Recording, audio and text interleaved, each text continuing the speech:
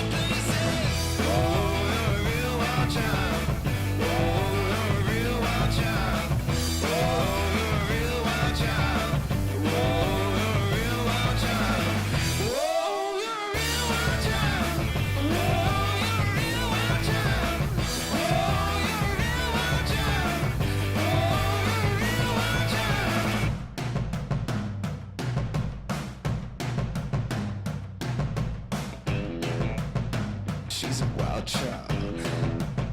She's a wild child. She's a wild child. A real wild child. She's a wild child, a real wild child. She's a wild child, a real wild child. She's a wild child, a real wild child. She's a wild child, a real wild child. She's a wild child, a real wild child. She's a wild child, a real wild child. You should have a warning on the box. Have voltage, TikTok. You electrify my senses. My God, you take me places. Oh, you're a real wild child. Oh, you're a real wild child. Oh, you're a real wild child. Oh, you're a real wild child. Oh, you're a real wild child. Oh, you're a real wild child. Oh, you're a real wild child. Oh, you're a real wild child.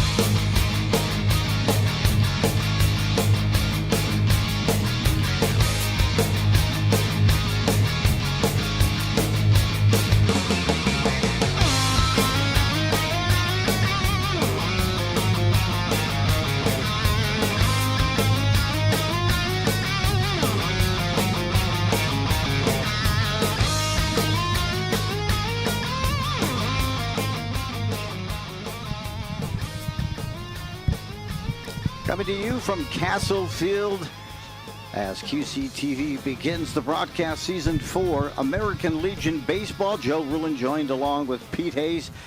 And tonight here at Castle, we have Anoka taking on Coon Rapids.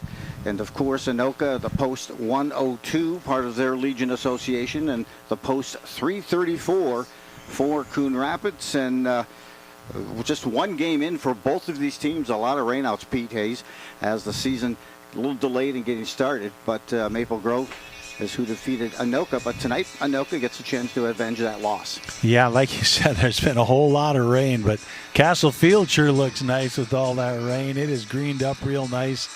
And talking about these two teams, you know, Anoka, very, very young, probably the youngest in Legion history. A bunch of sophomores, kids who play junior varsity baseball, so they're going to have a great summer experience.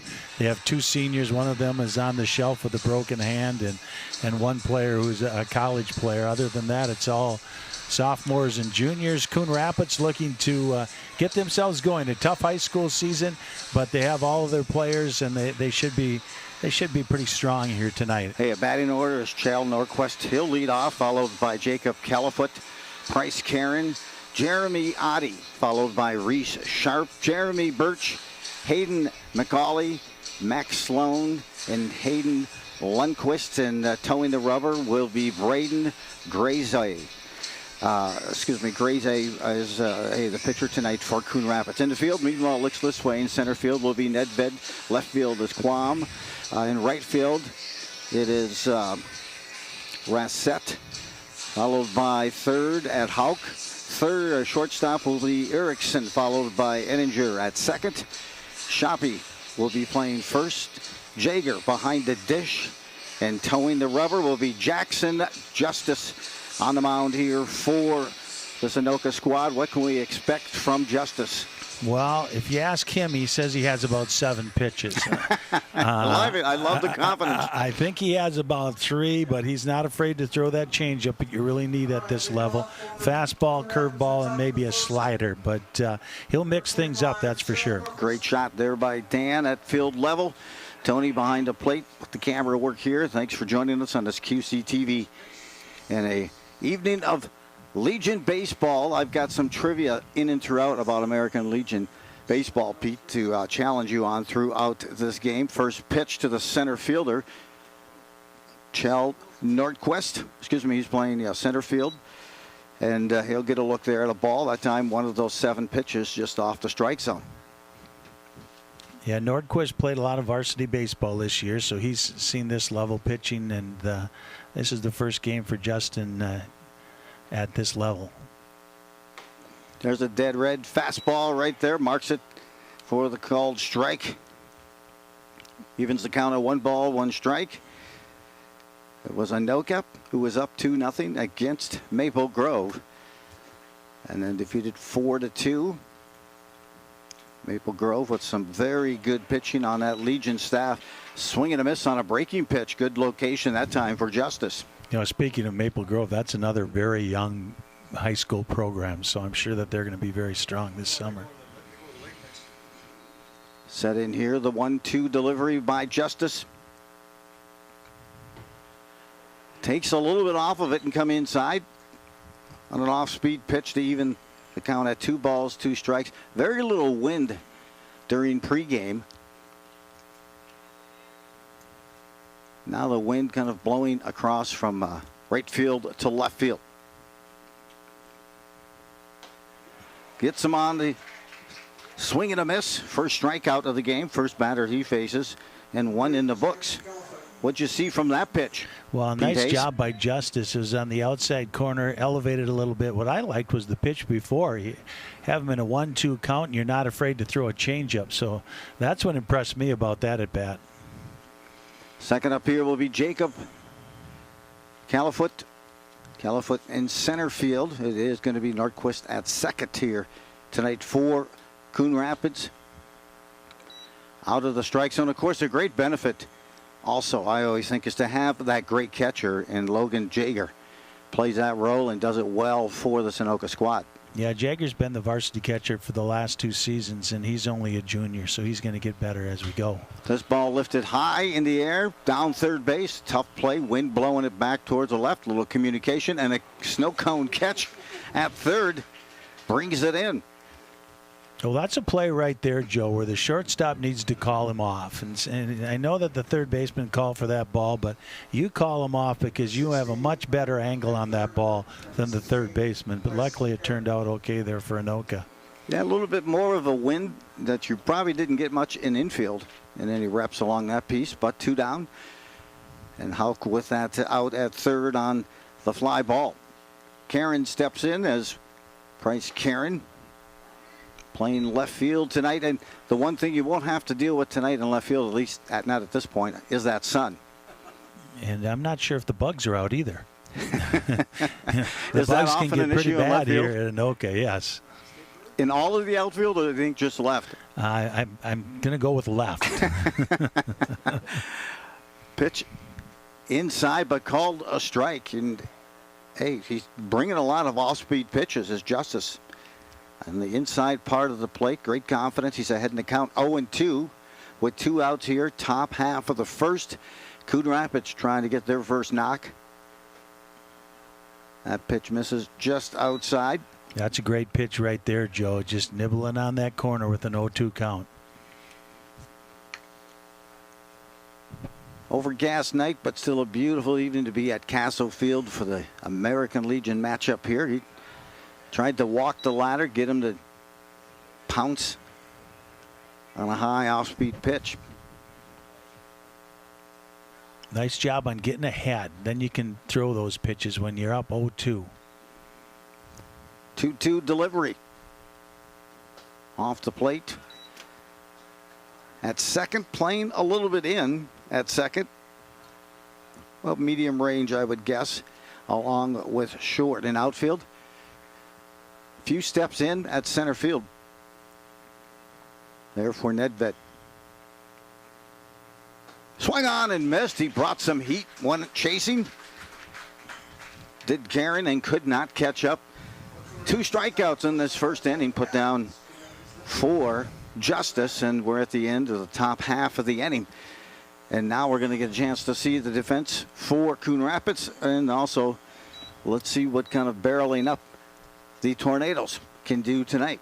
Well, that's a great job by Justice right there. You know, he has a little bit of confidence, a couple of strikeouts in the first inning. So nice job by Justice right there to set Coon Rapids down. And now, like you said, we're going to see what the Anoka Sticks can do. We had mentioned, hey, there was Jackson Justice, 2 strikeouts in the top half of the inning. Meanwhile, the batting order is going to look like this. It'll be leading off Jake Nedved.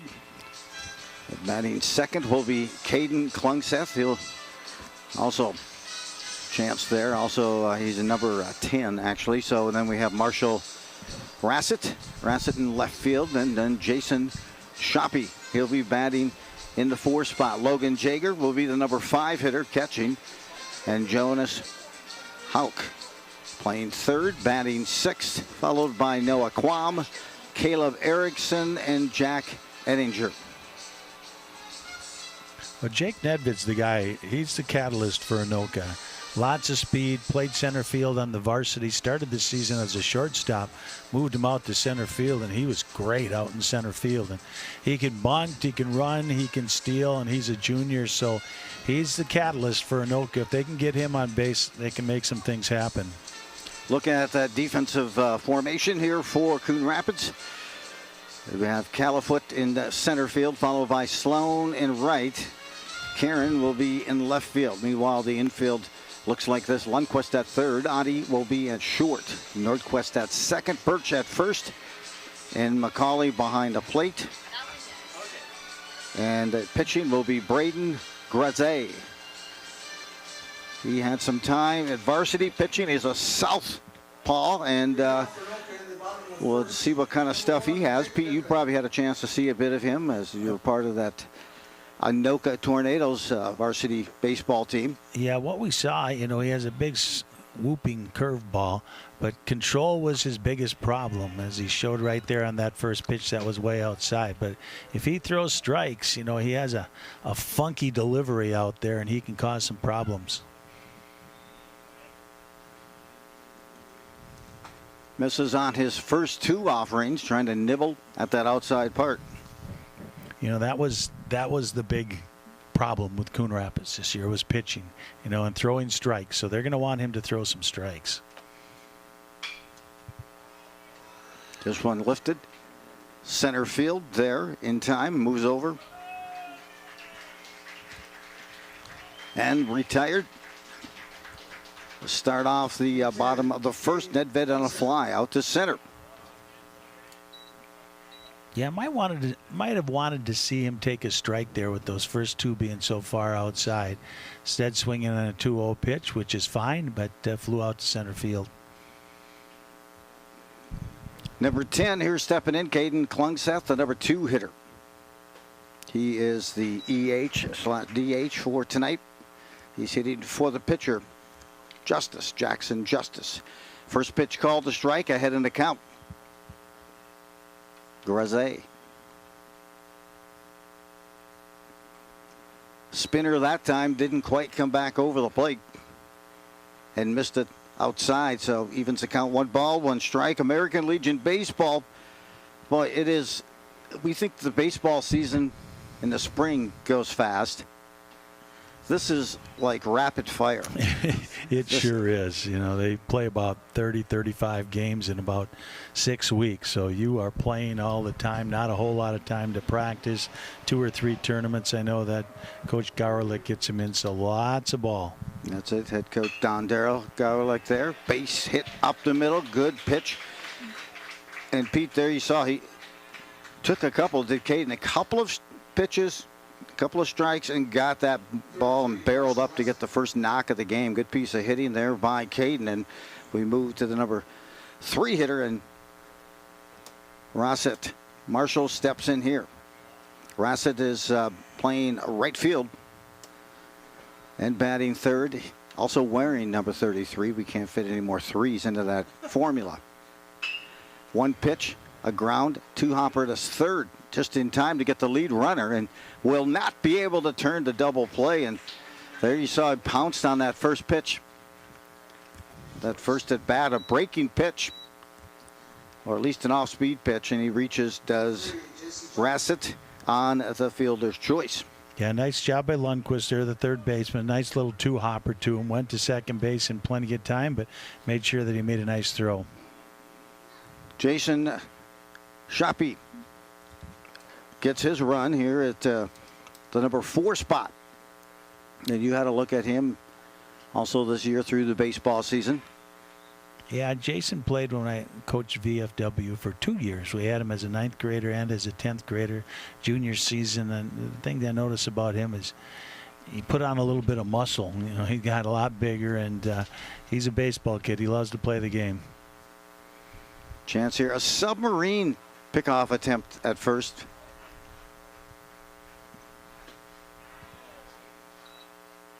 Grazé that time misses on another pitch, but looking at him, just trying to, you got to think, Grazé just needs to get ahead in the count instead of battling from behind. 1 runner on, 2 outs here from Castlefield. Another pitch that's off the plate. Yeah. Tailing fastball that time, and runs it to 2-0. Yeah, like we talked about early, he needs to get ahead, and right now he's behind, so Shoppe needs to sit dead red or let it go. Got a good pitch there, but hey, takes the strike. That's okay. Get a look. The more pitches you can get through on that first time through, you educate yourself as that hitter and find yourself having better at bats. Yeah, and you're still up in the count right here, 2-1, so you're still hitting your pitch. So he's in the driver's seat right now. Are we going to have a runner going at first? He's got some jumpy feet over there, Pete. He's off. Goes on a curveball, good pitch to go on, and he reaches second, a stolen base for Rossett. Yeah, he got a good jump right there, and it's always hard on a left-hander But he did a nice job, got a good jump, and the catcher threw the ball from his knees and had very little chance to throw him out. So he's sitting there in scoring position for Anoka here in the bottom of the first. Hey, a former baller, you just watch all those little things. I thought maybe he was trying to draw a throw over. Misses on the 3-1 pitch outside. So now something going here for Anoka. With 2 outs, 2 on here at the bottom of the first, and Shoppy gets the walk.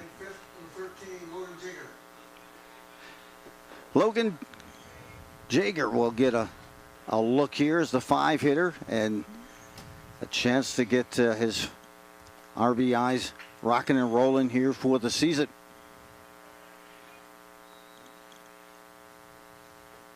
Launches a pitch in that 4-2 loss to Maple Grove on Father's Day. Jake Nedved led Anoka with 2 hits. I think that's all they had. But Maple Grove didn't have a whole lot more. He did not.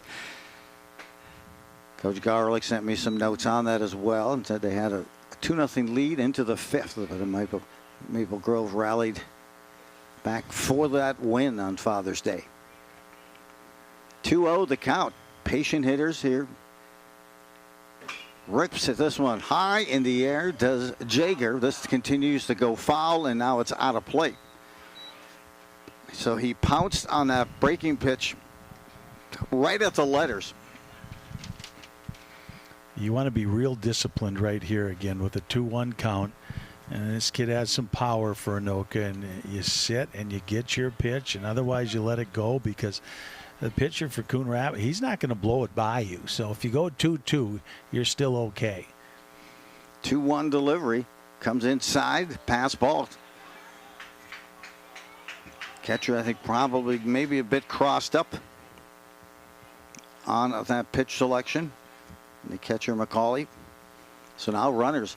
Second and third, 3-1 hitters count. A single can bring across potentially 2 runs, but stays patient. You got to like it that they're not chasing. And Jager draws a walk. Bases now juiced here in the bottom of the first. And Jonas Hauk.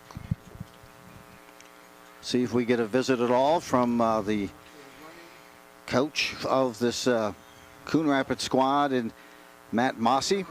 Mossy's been the head coach and part of this Coon Rapids Legion squad since 2016. Yeah, it's a nice thing seeing Mossy get down here, coach, the high school coach, and to be able to coach the Legion team. That's a real plus for Coon Rapids. So 2 outs, but the base is loaded. Hauk a chance, and he takes the strike. First time, I believe, that we've seen Graze ahead in the count other than that first pitch ground ball to third. Looks at another strike. Well, that was probably his best fastball of this first inning. And you got to battle now. Take that outside pitch to right field if you have an opportunity. Everything seems to be on the outside corner. Jonas Hauk looks at the 0-2 count, kind of moving that left foot out a little early. That one missed up high. That was pretty close. That was a great pitch right there by Graze. A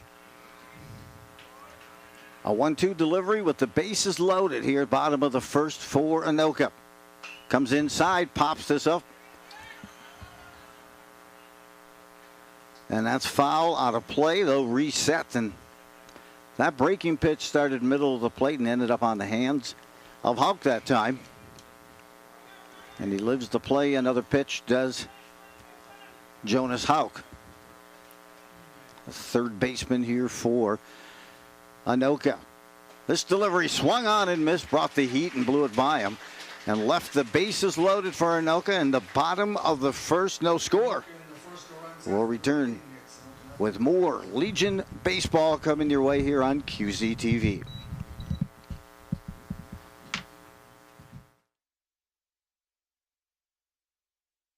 We are Midwest Animal Rescue and Services, aka MARS. We are committed to serving both pet and parent, finding homes for animals that were once lost, left behind, and forgotten, while bringing harmony and enhancing education in our community. We started in 2006 and have a 98% adoption success rate. With the help of our community and people like you, Mars has saved over 21,000 animals. All of our animals live in foster homes as family members. Once they get adopted and go home, they stay home. We have a nonprofit veterinary clinic and dog obedience training services.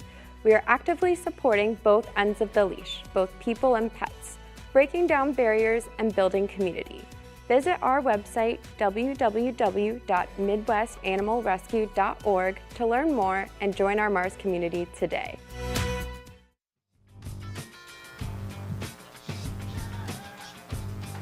Welcome back to Castle Field and second inning of American League Baseball on QCTV. You know the summer has hit when you're calling American Legion Baseball. And plenty of teams here throughout the state of Minnesota. There is. American Legion. Yeah, Legion Baseball's been going for a long, long time. I remember when myself, a lot of years ago, we won't say how many, but Legion was big there, and most of the high school team plays. You have a little competition now on these club teams, but still a lot of varsity players play Legion Baseball. Number 4 hitter Jeremy Oddie steps in, takes a rip and a grip. Foul tips, a strike there called on the shortstop here for Coon Rapids. 2 strikeouts for Jackson Justice in the first inning. Comes inside. Yeah, Adi, one of the better players on the varsity team this last season, and he's another guy, if he can get on base, he can swipe one. Adi again at short, and see if he can find his way on as the number 4 hitter. Takes this pitch, fouls it down that first baseline. I think we're going to run out of real estate, although a good effort down at first that time by Anoka. Good effort there by Shoppy. So 2 strikes ahead in the count. Jackson Justice, and you'd love to see that. Yeah, he's getting pitching ahead. from in front is so much different than catching up. Yeah, absolutely, and he's been ahead of 3 of the 4 hitters that he's faced. Nice spinner that time. That took some poise to take that pitch. As Adi just did here. Evens the count at 2 balls, 2 strikes. That left foot just on the inside chalk of the batter's box. Comes inside. Good pitch with conviction and command. Wow. 3rd strikeout as the first hitter of inning number 2 goes down. You know, he sets him up with that changeup, and then he comes with the fastball, and he has just enough zip on it to put it by 3 of these first 4 hitters. Reese Sharp, the DH for Coon Rapids. We'll get this going here as we have pitch that misses outside. When he comes inside, he seems like he really does a great job of staying on top of that ball, and some good arm whip by Justice. Inside he comes and works it inside. The hitter not really bothered how close that came inside was Reese Sharp. The DH, he's ahead in the count. Is Sharp the hitter at 2-0.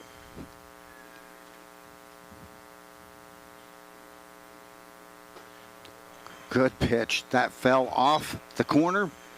He wanted to check that swing, but went too far for that. Excellent pitch is what that tells me. That came from Jackson Justice. Yeah, great job. You set him up with a couple inside. He would have liked to have got a call strike, and then you go outside, and he couldn't hold up. 2-1. Off speed. Pulls the string on that pitch. It makes it 2 balls and 2 strikes. Boy, he took a good 10 miles an hour off of that pitch. Here comes the fastball. Was that a 12-6 or was that a change? I'm going to go with the change, but here comes the fastball. Nope, he didn't throw it. So good for him. You're not afraid to throw that off-speed stuff. You know you have pretty good control if you can do that. Now, most of these kids, they get behind in the count, and they're going to throw a fastball, and he didn't there.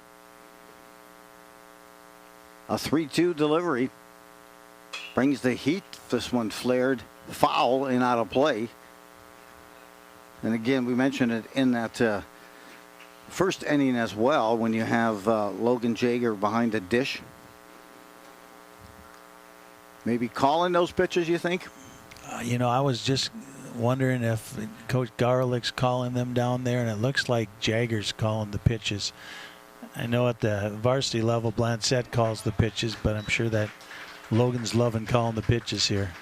Well, the walk, give it up. The first walk surrendered by Jackson Justice here in the second, and we have Jeremy Bush. Jeremy Bush, the first baseman.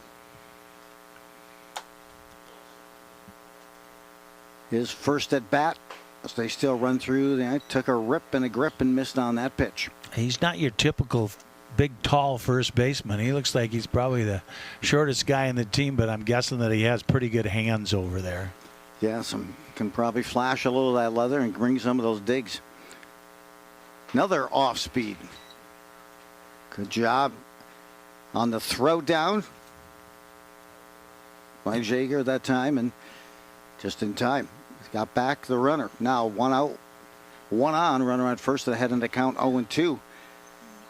He's getting a pretty good lead over there, Joe. Good job.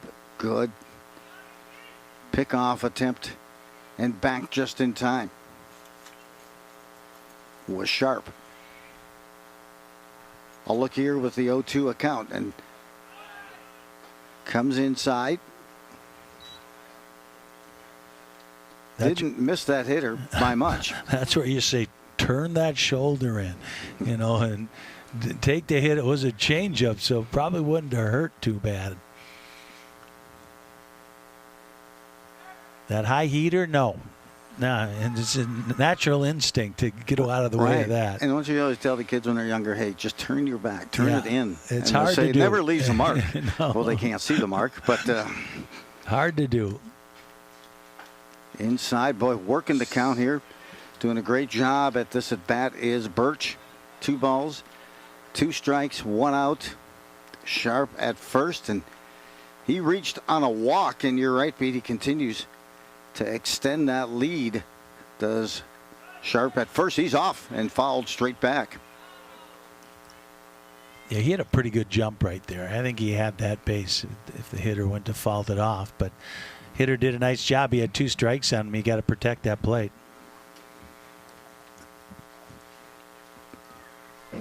Tuesday night from Castle Field after some delays across Town Ball, Legion Ball across the way. On Monday night, of course, everyone's yard looks great with this sun and the rain, the high rain. You're just hoping you can get out there. You have a break where you can go out and mow it. Yes, or we could bail it. Or bail it. Yes, that is very true. Inside. Almost to walk the throw down. Got him. They got him on a dart. Jaeger with a dime to second. I didn't think there was any chance that he was going to get in on that tower, get the tag put on him here. As that pitch was down and inside. Almost a little hesitation, but Jaeger throws a dime to get the base runner. Sharp retired at second trying to steal. So 2 outs. And then he walks. Ahead in the count, 0-2 was Jackson Justice on that at bat, and then walked the second consecutive hitter. Now with 2 outs, and it'll bring up Hayden McCauley, the catcher. Yeah, I'm not so sure that on that steal it wasn't a delayed steal, but the Anoka second baseman Endinger did a nice job getting there. What you try to do is fool the middle infielders. It's shuffle, and go. And I think that's what was going on, but Endinger was there to put the tag on, and a nice throw by Jagger. Yeah, that's a great throw by the catcher, and considering the ball was in and tight on the hitter. Now behind. And the count here is Justice. 1-0 delivery, strike there for the left-handed hitting catcher. 2 outs. Top of the second, American Legion Baseball, and coming to you from Castle Field in Anoka here on QCTV. The delivery This one's lifted to right field, right at the spot there. Rassett is there to haul it in. Takes a couple of steps to his right, and retired in the top half of the second is Coon Rapids. On the fly out to right field. And as you mentioned, hey, high school baseball literally just wrapped up days ago. And then you start the engine. And what makes American Legion interesting is that you have a lot of different varieties of teams, right? Some teams have the focus of, hey, we want to use it as a development tool maybe for some of the high school programs. Or, hey, St. Michael last year and a couple of years before that, certainly some of the top teams in the state and making it out to the Nationals and some of the rankings out to North Dakota. And then it amazes me the variety of approaches. I grew up in a small town, played Legion ball. I was excited when we went to state up in Ely, and I was just going to be a freshman. And I was more of a stat keeper on the bench, but enjoyed playing the game all along and at different levels. But the smaller schools sometimes maybe a focus on it. It depends really on where the program's at and the philosophies. Yeah, you're totally right, Joe. There's a total different philosophy and some school. You know, Osseo is always really tough. And they get kids coming back that played college, so they must like playing for that coach over there. And Wayzata, they just load up with college kids that come back. And so some kids really like doing that. There's some teams that let their guys play club ball and Legion ball. So if they're not pitching a club tournament, they'll be pitching here. So a lot of different philosophies. And that's why I said it's nice seeing Matt Mossy coaching Coon Rapids and then Don Gowerlook, who's with the Anoka staff, coaching here. So he really gets to be able to watch these kids for 35 games instead of playing club ball where we don't get to see them. Bottom of the second, Anoka left the bases loaded, couldn't punch anyone across in their half of the second, and start off this inning with Noah Quam, the left fielder.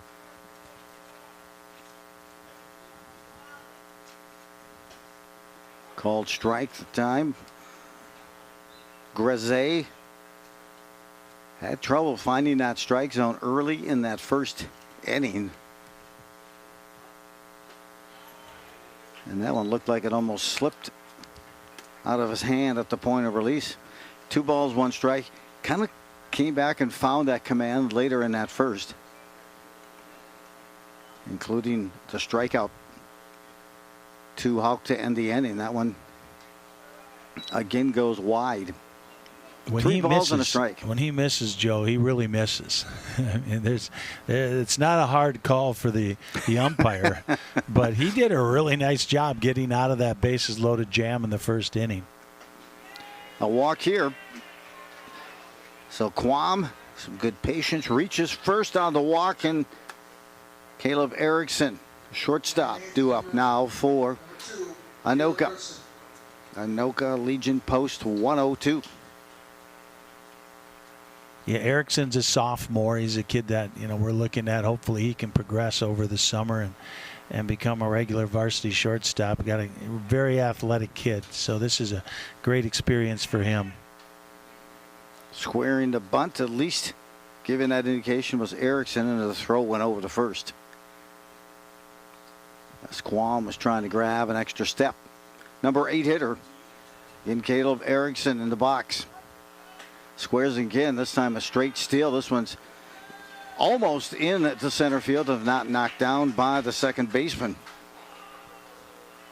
in Nordquist that time for Coon Rapids. So stolen base for Quam. So now runner in scoring position. And the 1-0 count, I believe. Well, they got him down to second base. I wouldn't be surprised if they try to bunt him over to third base. But I think you pull back on that bunt attempt and see if they give him another bunt opportunity. Yes, they do. And he goes back to second. I like where he's squaring around early. You're giving yourself up. But at least you got yourself in position.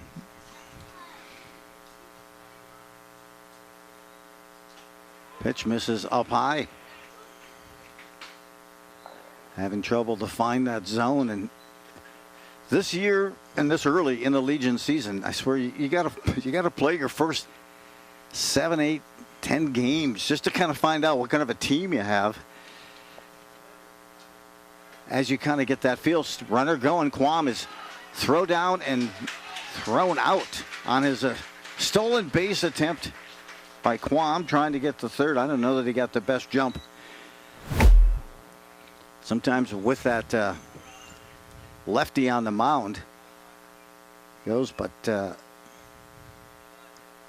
that's a big spot call. right there. Nice throw there by McCauley to get him out. And you always teach him, if you don't get a good jump, shut it down. And I'm not so sure that he got a good jump, but it was a nice throw by McCauley, and Coon Rapids looking to work themselves out of another inning. Yep, well, Erickson draws the walk. And Edinger now gets his first at bat of the game, does Jack. Second base, put the nice tag down on Sharp, who was trying to steal in that top half of the second. Edinger looks at a strike. Outside part of the plate, and let's see if Erickson, I don't know if he has Erickson's got a lot of speed. Some juice over there. Yeah, he was the leading base stealer on the junior varsity this past season. So if he can read the move, that's the key.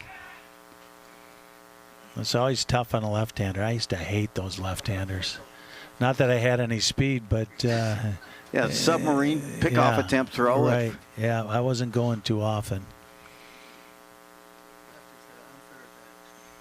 Oh, he's a good one here. 0-1 off the plate, going the late steal. Again, he walks in the second. Yeah, that delayed steal has him confused right now. So I'd keep doing it until they figure it out, that's for sure. So he's in scoring position here for Entinger. We'll see if he can come through for Anoka. See if the number 9 hitter, Edinger, can bring across that first run, and this pitch misses 2-1.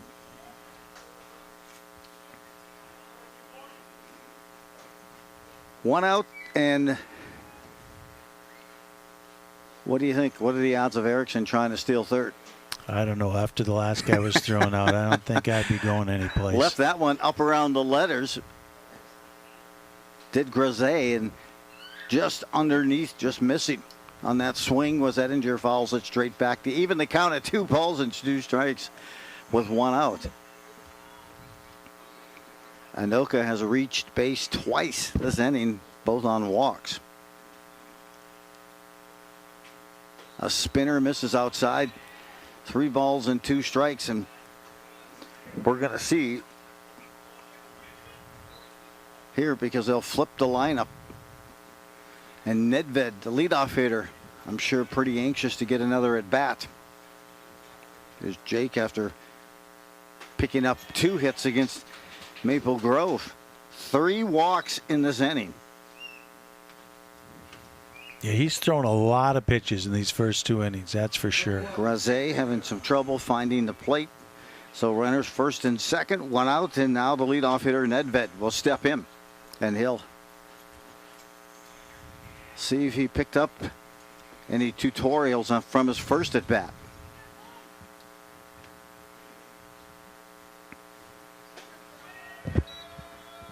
Well, 1, he didn't chase on a fastball. Yeah, you got to be real patient right now. Make him throw you a strike. You know, like you said, he's had 3 walks this inning. That would make him definitely throw me a strike. Matt Mossy, we mentioned the head coach, coming out to pay a visit. Team meeting on the mound.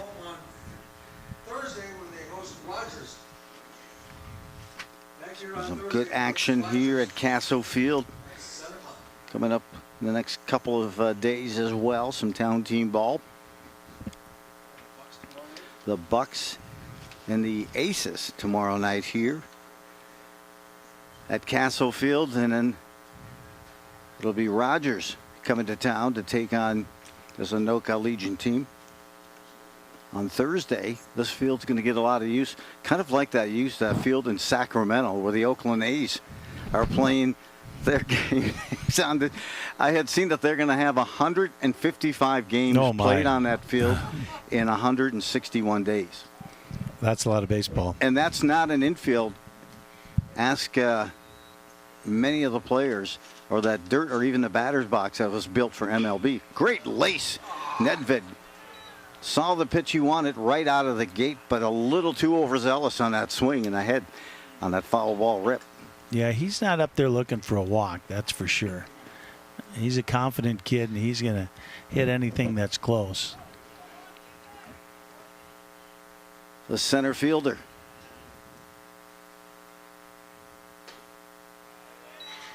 Rolls it here. You know, here's what I can't understand. Nedved's a good kid. Pitches left-handed.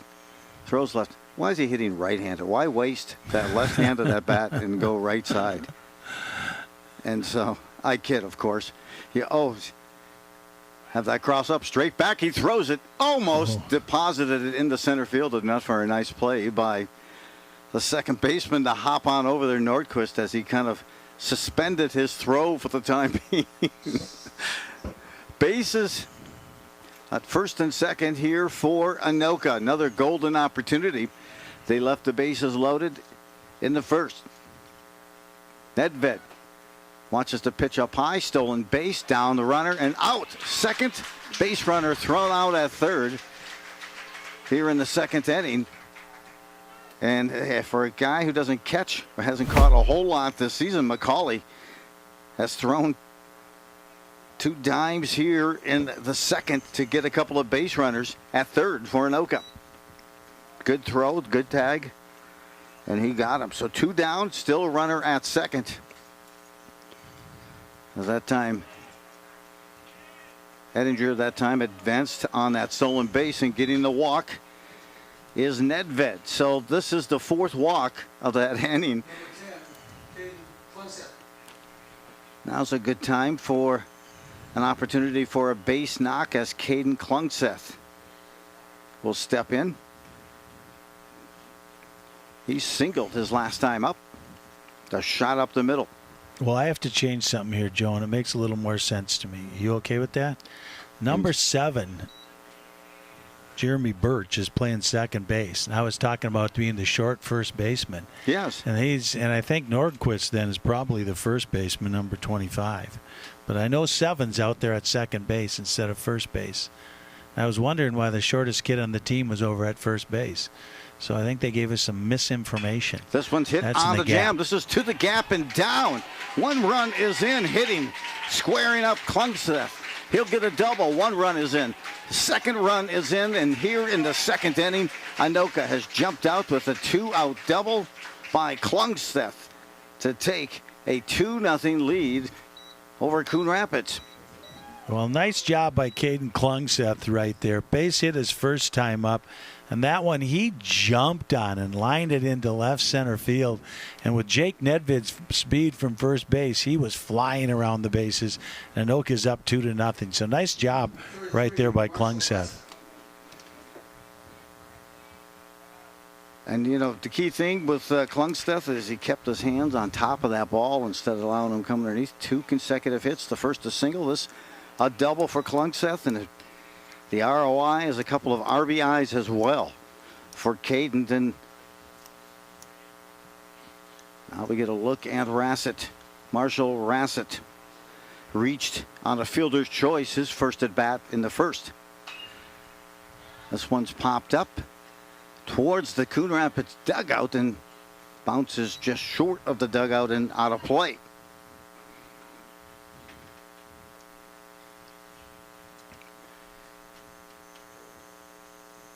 And made another observation. 8 is at first base. And 25 is out in center field. So there we go. Now we're set. See? Maybe some modifications after that first inning. There might have been. You know, I think you're right there because that's what they showed. But I'm watching the first baseman, Jacob Califf, running, and he is not running very well. Califoot? No, Califoot is not running well, so he probably was out there in center field. So, but his last name is Califoot. You think he's got to have foot speed. Well, but inside foul, check the swing, just enough to play another pitch. That was Rassett. Yeah, he's not moving well over there, but here's Rassett up in 2 strikes. Going to have to protect the dish up there with this runner in scoring position out there at second base. Watches his pitch up and away. You could see that Grise wanted that as a called third strike, but did not get it. Yeah, when you're struggling like he is, you want that one. You want it bad. 2 balls, 2 strikes, 2 outs. 2 runs in here in the second. Those 2s are certainly wild. Inside throws behind the hitter. That'll keep you loose. Yeah. Now you wonder what's coming here. He tried the outside part of the plate. Now he threw behind you. And we got a 3 balls, 2 strike count here. I got to think we're looking fastball. The gold dead red. Gets it dead red, but pops it up. He can out. Short appears to be there in time to make the play. He does. A fly out to short for Rassett. And meanwhile, Anoka retired in the bottom of the second, but not before putting up a crooked number. 2 runs and they lead 2-0 after 2 complete here at Castle Field.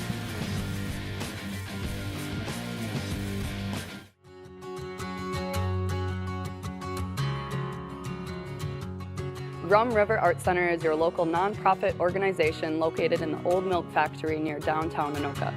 Our nearly 6,000 square feet of windy and whimsical studio spaces are filled with inspiration. At Rum River Art Center, we embrace individuals of all artistic abilities and focus on the healing aspect of the process over your final product. We pride ourselves in offering classes with a huge variety of mediums at an affordable price. From one-time ceramic wheel throwing classes to multi-week painting courses, from creating at the Art Center to finding us at your local library, we believe art is the catalyst for connecting human beings to each other and themselves. Come visit us or check out our website, rumriverart.com, for more info on classes, galleries, special events, and how you can support the arts in your community.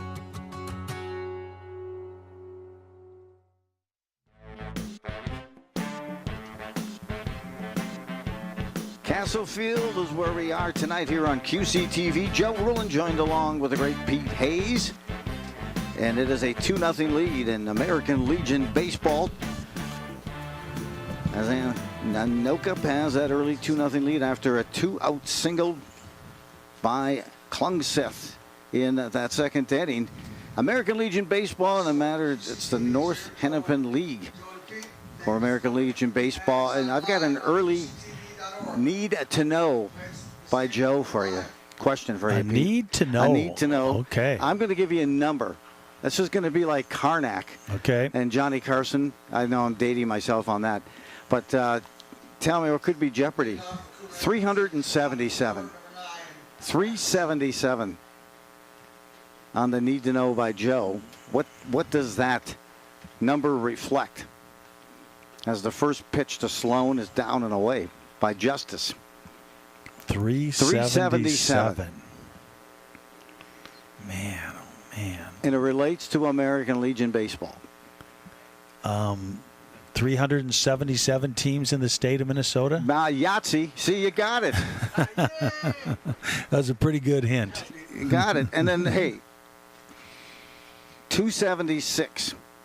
That's, I stand corrected, 282 teams. 282 teams is the next state closest to Minnesota with the most American League baseball teams.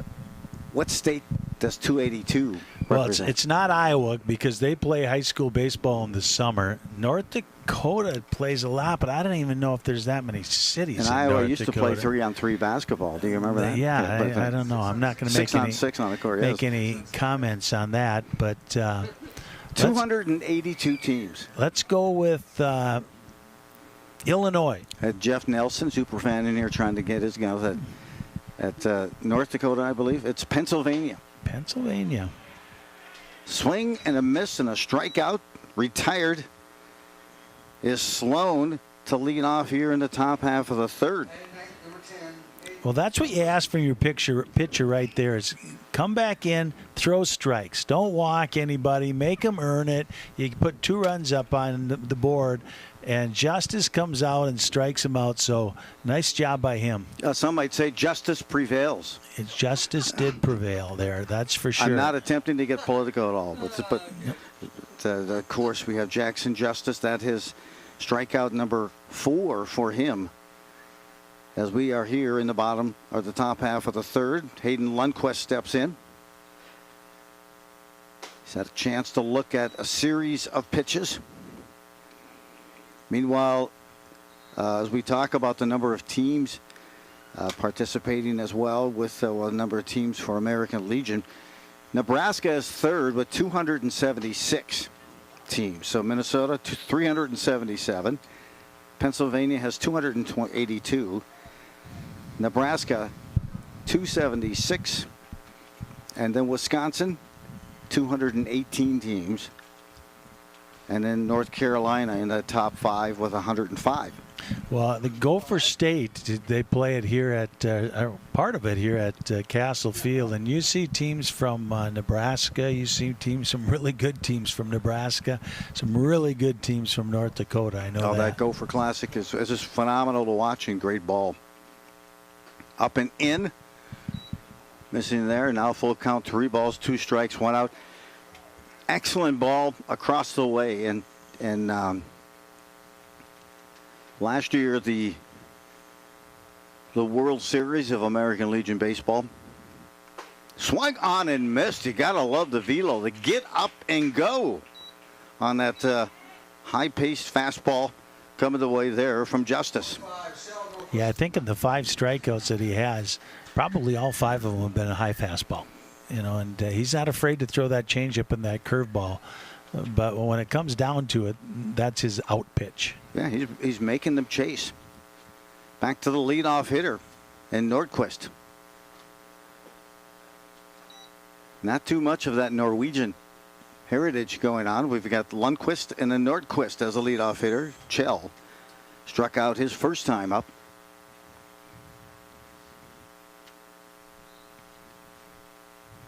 Two strikes. Off speed in tight. 2-0. Ahead in the count. This is one of the first times that he's fallen behind the hitter. I'm interested what he's going to throw here. Came with that outside fastball. Hey, that's a good spit. It's right off of that edge. Just right off the edge. Probably exactly. call the ball, but when it's coming in hip high, you see it, you got to put a swing to it. 2-1 now to count. Justice looking to strike out the side. He's almost there. 2 balls, 2 strikes, and 2 outs here in the top half of the third. Also playing tonight, American Legion Baseball, Spring Lake Park versus Osseo. You mentioned Osseo. They've had quite the history as well of Legion ball and success there. Brooklyn Park is at Rogers. Meanwhile, Westfall Armstrong taking on Maple Grove, and then Champlin is taking on Lionel Lakes. 2 balls, 2 strikes, 2 outs, and the delivery by Justice. That's going to be a fly out to center. There's Nedved. Tracks it, has it, moves a couple of steps, and closes the mitt and closes the inning on Coon Rapids here in the top half of the third. And some good pitching so far. Is this kind of what you expected from Justice, or did you visualize some of the other elements of maybe more off speed, or what were you thinking? Well, you know what? It makes me really happy. I heard he had a good season down at JV. Had a chance to watch him a little bit. Brought him up for the playoffs, and he kind of threw him into a tough situation, and he struggled. So I knew that he was a capable pitcher because I had him the year before in the summertime. But I'm really impressed with him right now. That fastball seems to have a little zip, and he's not afraid to throw that curveball or that changeup. So he's really keeping Coon Rapids off balance right now, and it looks like we got a new pitcher here for Coon Rapids. And keep in mind, sponsorships available, but contact at QCTV.org. Hey, also with Justice, he's got 5 strikeouts and 2 walks thus far. And that's after 3 complete. Towing the rubber, number 18 here for Jack Chaput.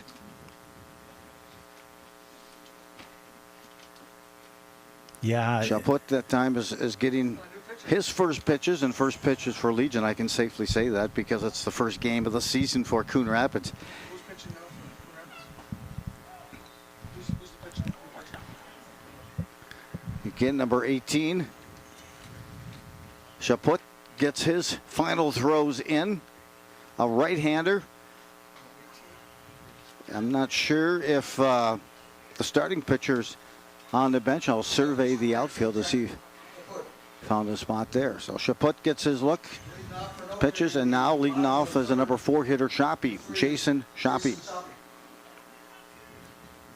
well, if you're Coon Rapids, you want him to throw strikes right now. Throw strikes, let your defense work. Your defense kind of falling asleep out there with all the walks that happened in those first couple of innings. So throw strikes. I mean, that lack of pace of play, when you're a pitcher and you're all over the place.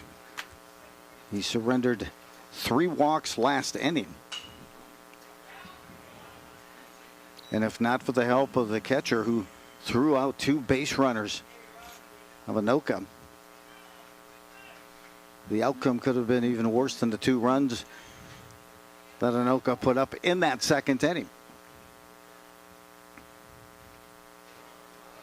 Bottom of the 3rd here, and looked like it had a little spin on it, but it didn't spin back quite the way he wanted to, and right over the top of Shoppy's head. I think he's lucky it didn't hit his bat. It just missed his bat, but it had some spin on it. I could see that.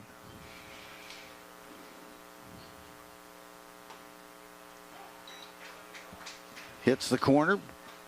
That's the inside part of the plate for the called strike. 2 balls, 2 strikes. The first hitter this inning for Anoka. Jason Shoppy. You know, you were talking about Full the high count school here. season, Joe, and a couple of ABC schools going to the state tournament in Andover and Champlain. Wouldn't you know it, they ended up playing each other in the first game. But I was here when Blaine was playing Andover in the section finals, and I'll tell you what, this place was packed. And I had my season tickets out there in right field by that pine tree, you know, and I was out there just enjoying the game from a different view, but there's not a bad seat in the house here. Yeah, I was up in Superior, Wisconsin, calling the Duluth-Marshall game with Marsalic. Yeah, he's got player of the year, didn't he, in the state of Minnesota? Yes, I thought he I did, saw yeah. the other day. Yep, led in strikeouts. Chance to call 4 of those games this year as Jager, the catcher, the number 5 hitter, comes to hit with a runner on first. And I'll throw just wide on that pickoff attempt. Shoppy trying to get a step or 2 more. He was. Some great player. There was that Terhar also playing up there with for the Pequot Lake squad, and I'll tell you, that guy he's going to Iowa to play. He scalded a game winner that was halfway up the light pole in left center field to win it, and then they advanced to the championship game to take on Duluth Marshall. Duluth Marshall knocked off in the semifinals. This year, a lot of UCL, or some UCL agents, including to one of Rockford's top pitchers as well this year. But delayed steal again, and he'll stand up making it all the way down to second on the stolen base by Shoppy. 1 ball, 2 strikes. But yeah, you mentioned didn't get a chance to see the Andover games. Jim Childs was giving me some updates while I was calling the game. It was played up at Wisconsin Superior University. You know, you're talking about one up the pole out and left. Well, that's how Andover won. The Law kid hit one halfway up the light pole out there in left field, a 3-run homer that pretty much did Blaine in. And Blaine had a really good team this year and had an excellent season. So nothing should be taken away from him, but for them. But it was nice to see, Andover and Champlin in the state tournament. Yep, and then Andover went on to take place and won that second game. Another walk here, and Jaeger gets his second pass of the game, winning that second game against Blaine for Andover. And then they went on to take on Champlin Park, their first game in the state tournament. And I had some other coverage out the state, and I couldn't see that, but Champlin Park took home that win. And they almost picked up a win in the semifinals as well, from what I could tell with the scores. Bunt high in the air, straight back, and that's into the netting. So chance there for Jonas Hauk.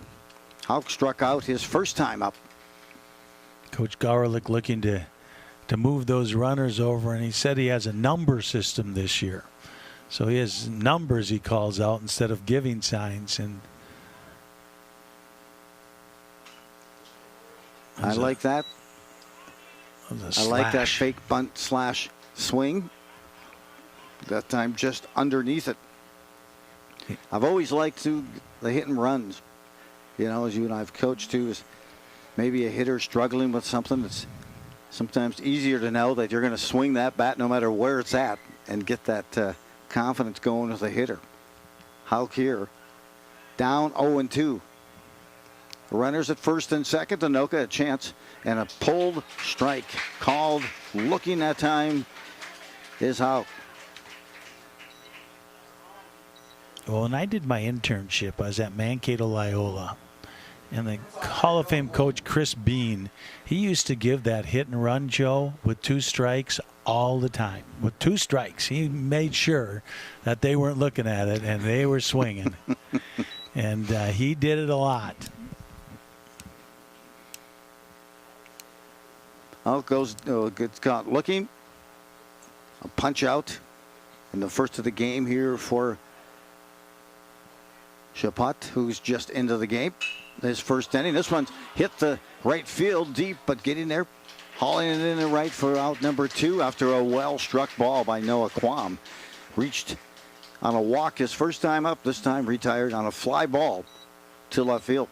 To right field, rather. Shoppy's a little upset with himself out there at second base. He probably could have tagged up on that one. Found himself too far off the base, and by the time he got back, it was too late, and I saw him knocking himself on the top of the head. But that would have been probably a close play anyway. It wasn't hit that deep. Caleb Erickson swings at the first pitch off speed and bounces it to Coach Gowerlich at third.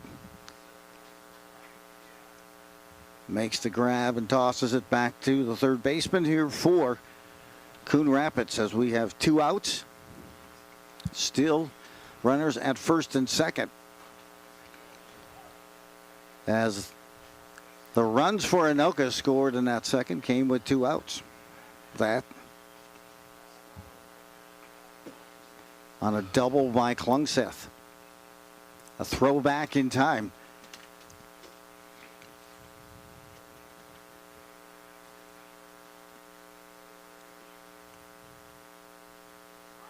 This one laced foul. Reset here with an 0-2 count. I like seeing that Coon Rapids knows some pickoff plays at second base, trying to hold those runners close, and that might be making the difference in them being able to throw them out at third base. This pitch misses just inside. American Legion team,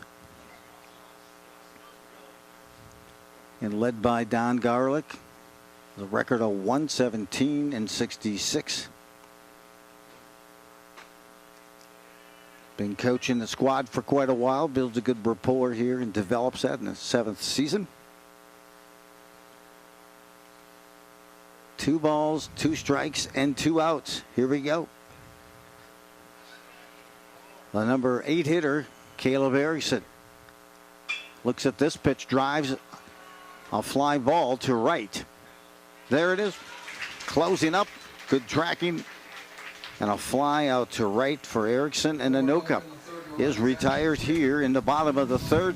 Still a 2-0 lead, and we're going to come back with you for a 4th inning of action here from Castle Field. Did you know that every day, millions of children around the world go to bed hungry? At Feed My Starving Children, we're working hard to change that. But we can't do it alone. We need your help. It's a fun, rewarding, and impactful way to spend your time. Plus, it's something you can do with friends, family, or even your coworkers. Ages 5 and up and all abilities are welcome. We take care of you every step of the way, from greeting you at the door, increasing your understanding of the impact of world hunger, to specific volunteer roles. We're here to serve you. And together, we'll celebrate the powerful impact you've made in less than 2 hours. So join us at FMSC Coon Rapids and be part of something bigger than yourself. Find more details and sign up for a volunteer slot at fmsc.org/volunteer. Together, we can feed every child until all are fed.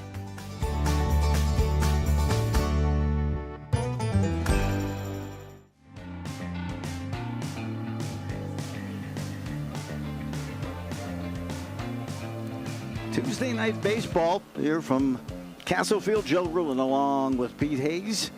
And American Legion ball. We talked about some of those numbers associated with American Legion baseball and that history. Last year and this year, it's going to be back at Shelby, North Carolina for that championship.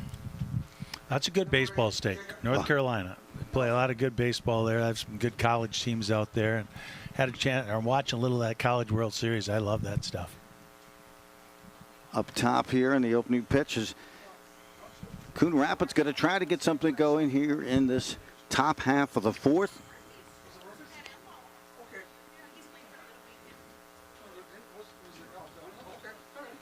Jacob gets a rip on this pitch and sends it to left field. Gathered in there. And out number 2 on the fly ball. Barreled up, just hands a little bit underneath it.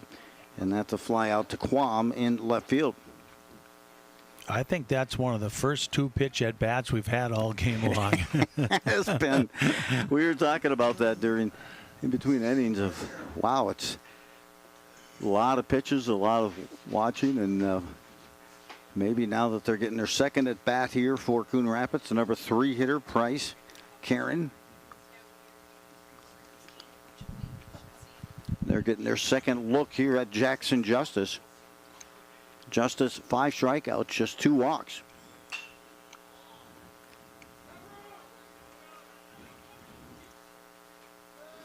There's a lot of room over there, Joe. You always have to remember that. You know, teams think it's time to quit, but I'll tell you what, that bullpen area over there, it's a yard behind the back of the dugout. You know, as I'm looking at it right now, it's a ways. So you can go a long ways. It always is. And so I see that all the time calling games here. I always think, man, where is that line on the foul? This one is a ground ball, hit the 3rd, and we've got ourselves a Wisconsin inning. 3 up, 3 down. You get in, you get out. And Anoka coming back to hit. That's a nice, quick, brisk inning. Adi that time on the ground out to 3rd, unassisted. And that takes us to the bottom of the 4th. We were talking a little bit more about American Legion baseball. And this year it's going to be the state tourney, and some of it hosted at St. Michael, Albertville. That'll be on July 31st through August 3rd. And just everything about the Legion, American Legion season moves at such a rapid-fire pace, including this, some great baseball not far away at St. Michael, Albertville. last year, and you get a chance also to see some of the playoffs at Osseo as well for the District 10, and just some tremendous ball that takes place. Well, they like playing that over there, and that might have something to do with their success. Not probably a whole lot, but that district tournament's over there, and this district is really loaded, that's for sure. But do they still play the Class A up in Ely? I think they do, don't they? They play a portion of it. They had just the year when we had gone was it. Here's a look, by the way, for the games coming up for Anoka. They're at Osseo versus Rogers, at Elk River versus Champlin, and then versus Belle Plaine on the 26th. So there's a look at how quickly this schedule unfolds for both of these teams. For Coon Rapids, they'll take on Maple Grove tomorrow. Then they'll take on Osseo on Thursday at Lionel Lakes on the 24th, host Elk River on the 25th, and then travel to Westfall Armstrong on the 26th. So fast and furious pickup and pace across the way. Farmington, there it is. Well, they finally hit one. They're throwing a few behind their backs, but this time Edinger right one pitch and gets plunked. Takes the plunk there. That he's 2 for 2 in terms of on-base percentage. Reached and scored a run. The first run for Anoka. As the players like to say, we got ice. Well, let's see here if Anoka can optimize this opportunity as they flip their lineup over. The third plate appearance of the game for Jake Nedved. Fly out to center field, and then he walked and scored in that second inning. I'm sorry, Joe, but what's the odds on a delayed steal here? It's just, you know what? I'm going to say, how about a probability rate of, say, 70% I was on a say probability 70%, rate yeah, of a delayed steal with Edinger on first. In the dirt, he won't have to delay. That spinner had some activity. It bounced in front of that catcher, went high in the air, almost to the netting off that deflection.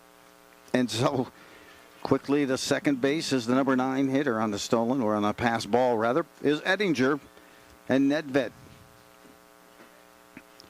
2-1 as he waits for this pitch. Spinner kind of dropping that elbow early. Well, that third baseman is way back. It's a great opportunity for Nedved to lay one down, but it doesn't look like he has any interest in that. 3 balls and 1 strike. No outs here in the fourth. Waits, doesn't chase, and draws a walk.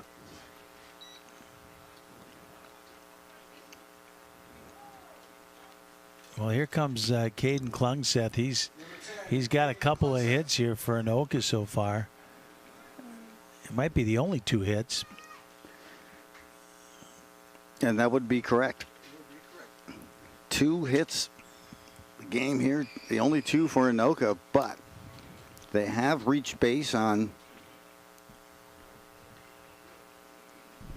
right now I have 9 walks. 9 walks. That includes a hit by pitch. Well, and that's been the problem with Coon Rapids this whole season, the high school season. It's the same thing. You know, they could play pretty good defense. They could hit the ball a little bit, but they had a lot of walks. Some bullpen activity for both the squads right now. Get you updated on those.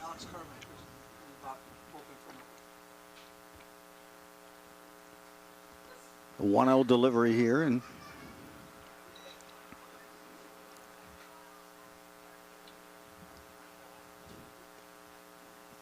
that's a down and low. So 2-0. Time is called. You mentioned it's been Klungseth with a single and a double and 2 RBIs. The 2 RBIs came in the second. Those are the 2 lone hits thus far here for Anoka as he watches another pitch outside.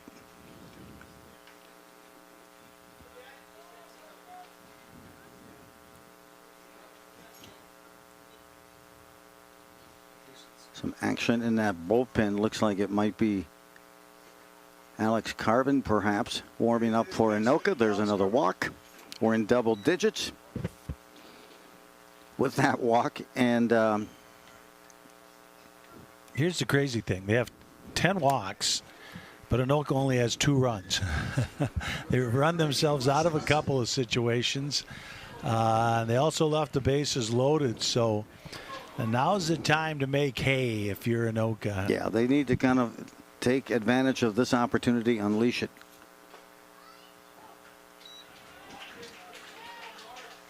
Well, there's a start. He got ahead of the hitter, so that's a good thing.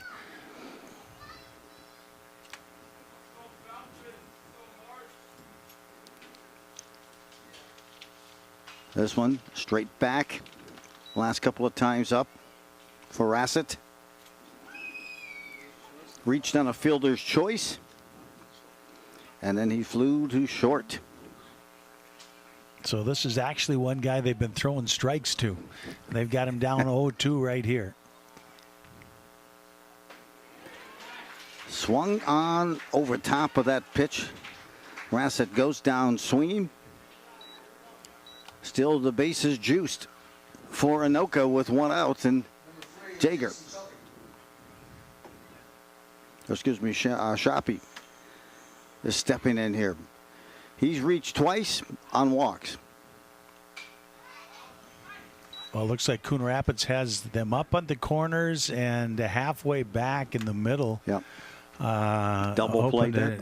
Twist a double play here and stay out of a bigger inning, which is what most teams do in this situation. Low and in, missing on that pitch. Chaput.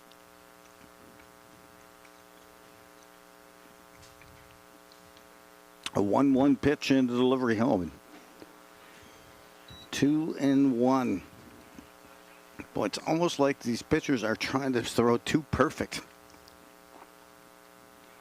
Yeah, when they miss, they're really missing, though, Joe. At least that first guy. And this guy he's missing by quite a bit when he misses. The called strike there. 2 balls, 2 strikes. And again, as you said, first and third in on the grass. Pete, and second and short at double play depth. Oh, he's battling right now. 2-2.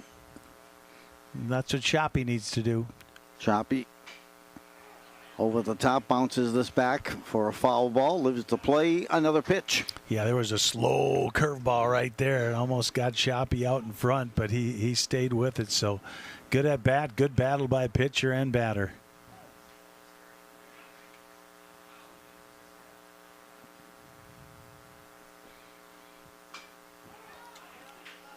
He throws Can't quite it again. get the timing down on that spinner. Over the top and another foul ball. I like where both of these pitchers aren't afraid to throw a curveball or a changeup with 2 balls and 2 strikes. Showing a little confidence in that pitch. There's a ball hit, and that finds its way through for a base knock and an RBI there for Shoppy. Just got the bat out there, and that ball just kind of bled its way through to the outfield grass. I think it died before the right fielder got a chance to get to it, but it's a single and an RBI there for Shoppy. That was an impressive piece right there, Joe. 2 balls, 2 strikes, throws you a couple curveballs. You're choking up a little bit. Just want to get your bat on the ball, and he does a great job going with that outside pitch, hitting it into right field.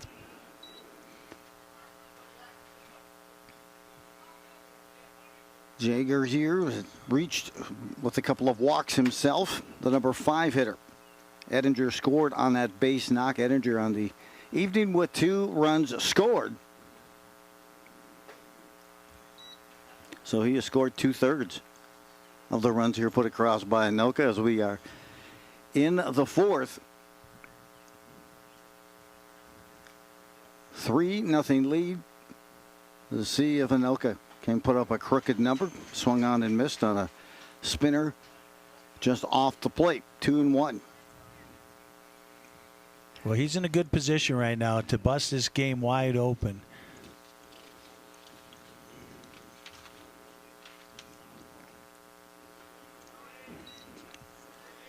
Good poise there on a pitch that was nowhere close.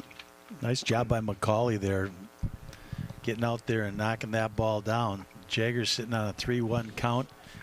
Make that zone small. Sit on that fastball. Hit it someplace.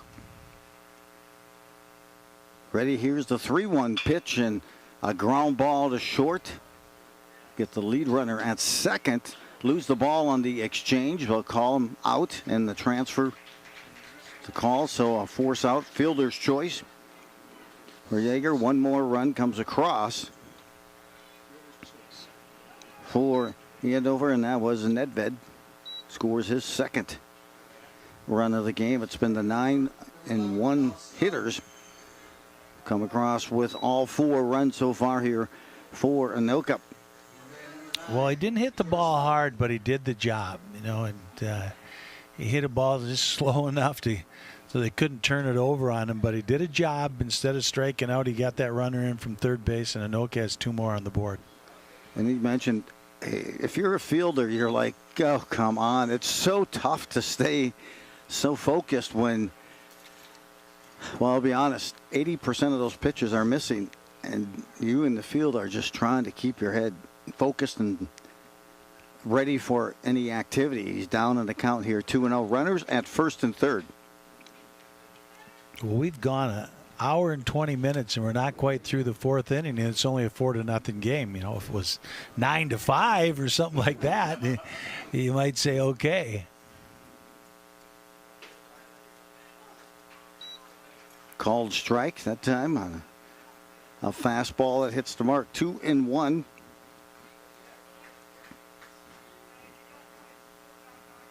We'll see if they got the runner going here.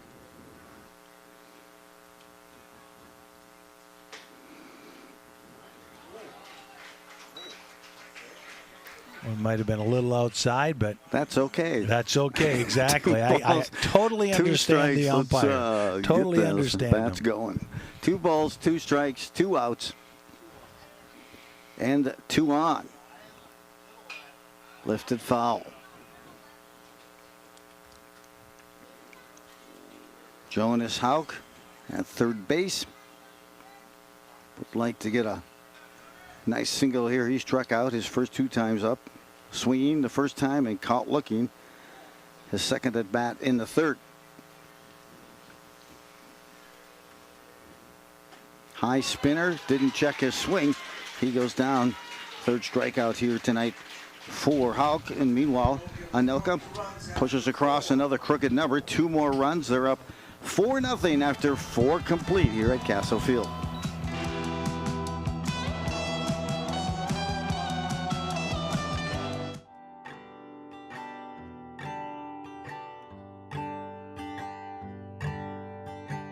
On a typical day, local domestic violence hotlines receive over 19,000 calls, approximately 13 calls every minute.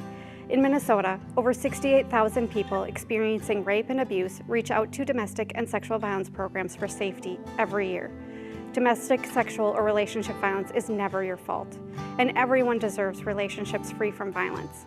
The advocates at Alexandra House know that abuse comes in many forms, and that any behavior used to control, intimidate, or cause fear is abusive. If you or someone you know needs help, we are here to listen with confidential support 24/7, 365 at 763-780-2330 or visit alexandrahouse.org.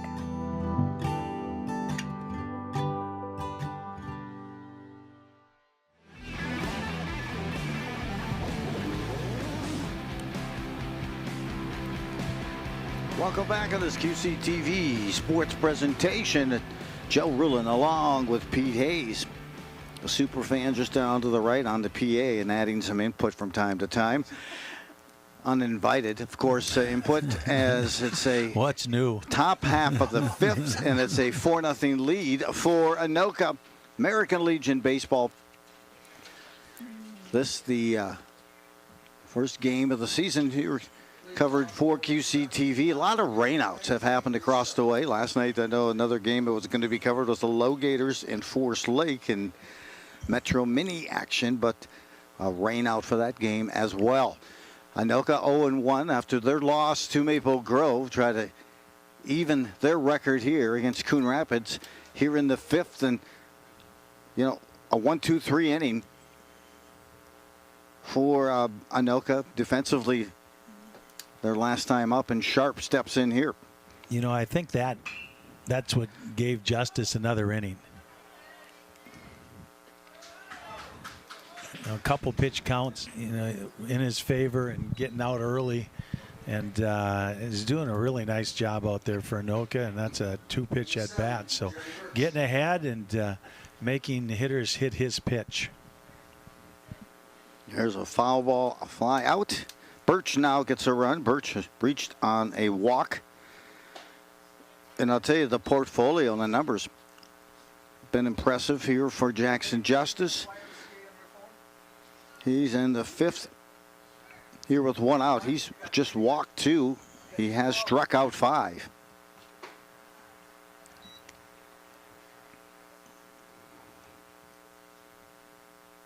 This is on that pitch, 1-1. We talked a little bit about the games in action. American Legion, nice spinner that time. Took a little bit more off of that. Got the location. Dot at the eye on the outside corner of the plate.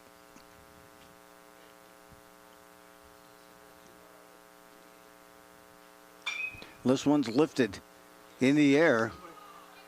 Coming in, Nedved has that. He's about 10 yards off the infield by the time he runs that down. Good coverage by Nedved. Gathers it in.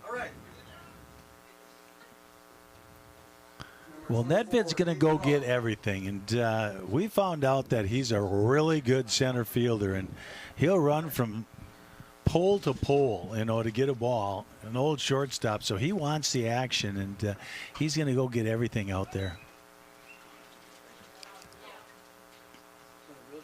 You have Nedved, and then you had Nedlund, correct, on the staff. And we have them both back next year. And Nedlund was a left-handed pitcher, right, this Yes, past year. yes. Good pitcher. Some great outing. Up and in, no, called the ball. 1 ball, 1 strike. Going here in this fifth inning. Got to be impressed, though, with the performance here of Jackson Justice.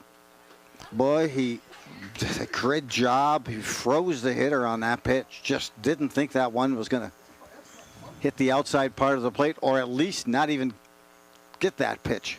Hayden McCauley down now 1-2. You know, I know a guy, Joe, that's really happy watching this. Is Coach Blancett just texted me. He's out in Wisconsin. And we'll forgive him for that. That's where he grew up, watching the game with his dad, Big Jim, who's recovering from some surgery, so we wish him well. But I'm sure that he's very happy seeing the way that Justice is pitching here.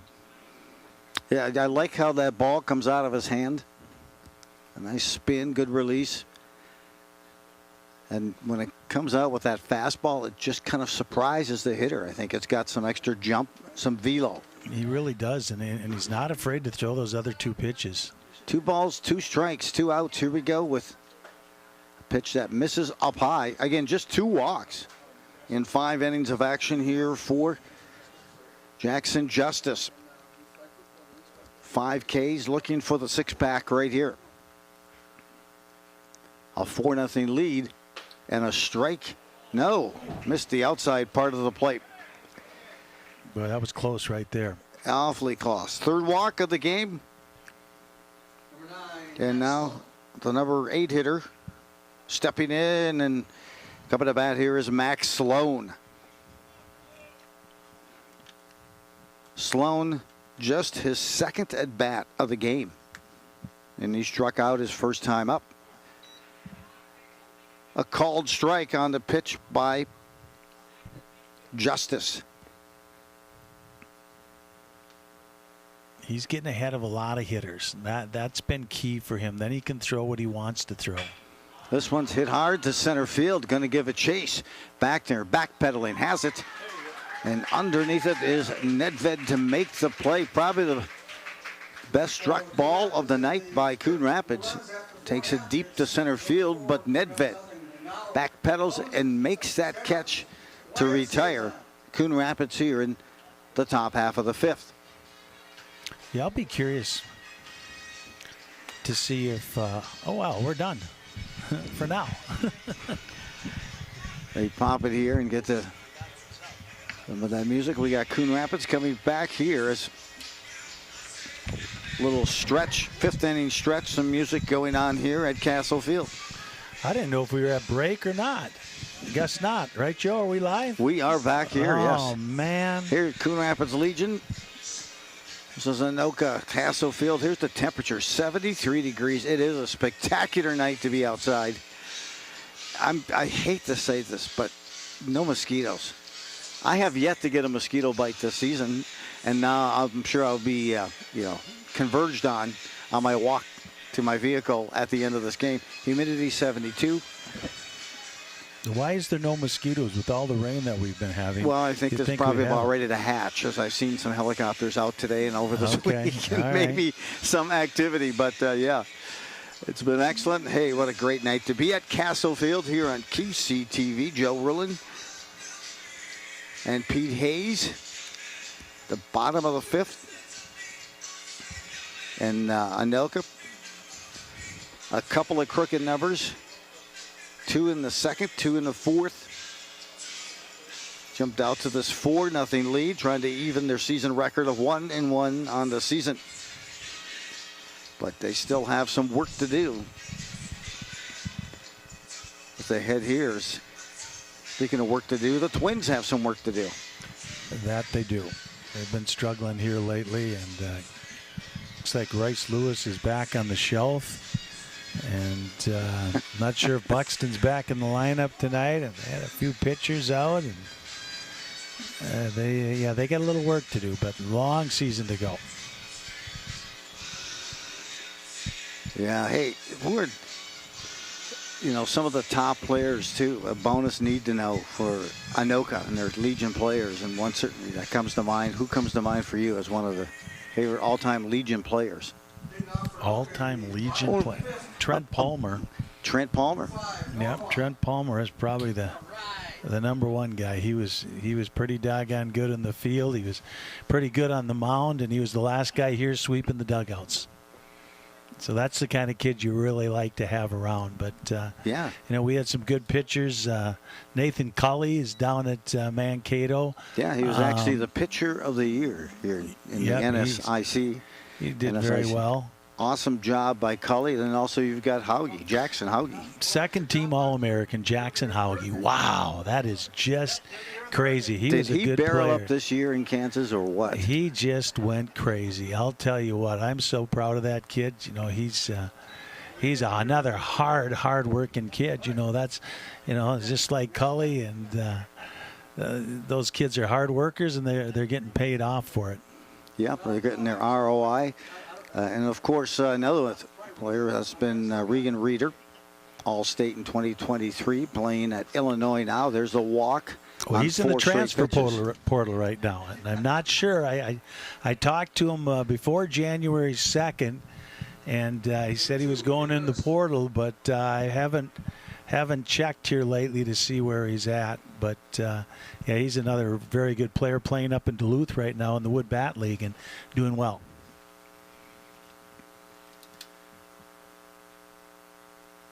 So another one who played some excellent baseball here at Anoka, but now a member of the Las Vegas Raiders, Cody Lindenberg. Cody Lindenberg, yep. Coach Cody, another great kid. He'll head to camp soon. Yep, great kid, and another really hard hard worker. He played on our team as a sophomore. And speaking of great players, Coon Rapids has had a lot too. That's for sure.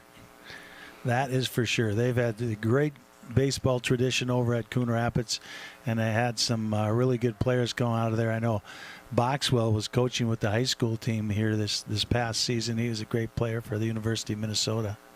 Logan Shore. Logan Shore hit a home run against us over at Coon Rapids. I think it's still up there someplace. He hit an absolute bomb. And certainly a great pitching career in Florida for the Gators. Many of that as well. Always great to have a 1 ball, 2 strikes, and watching that pitch down and away. Caleb Erickson. Erickson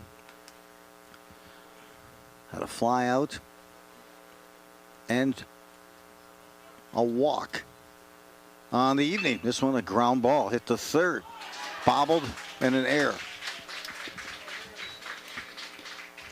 Well, in the meantime, when we were talking, Anoka walked. Yeah. Imagine that. 11 walks.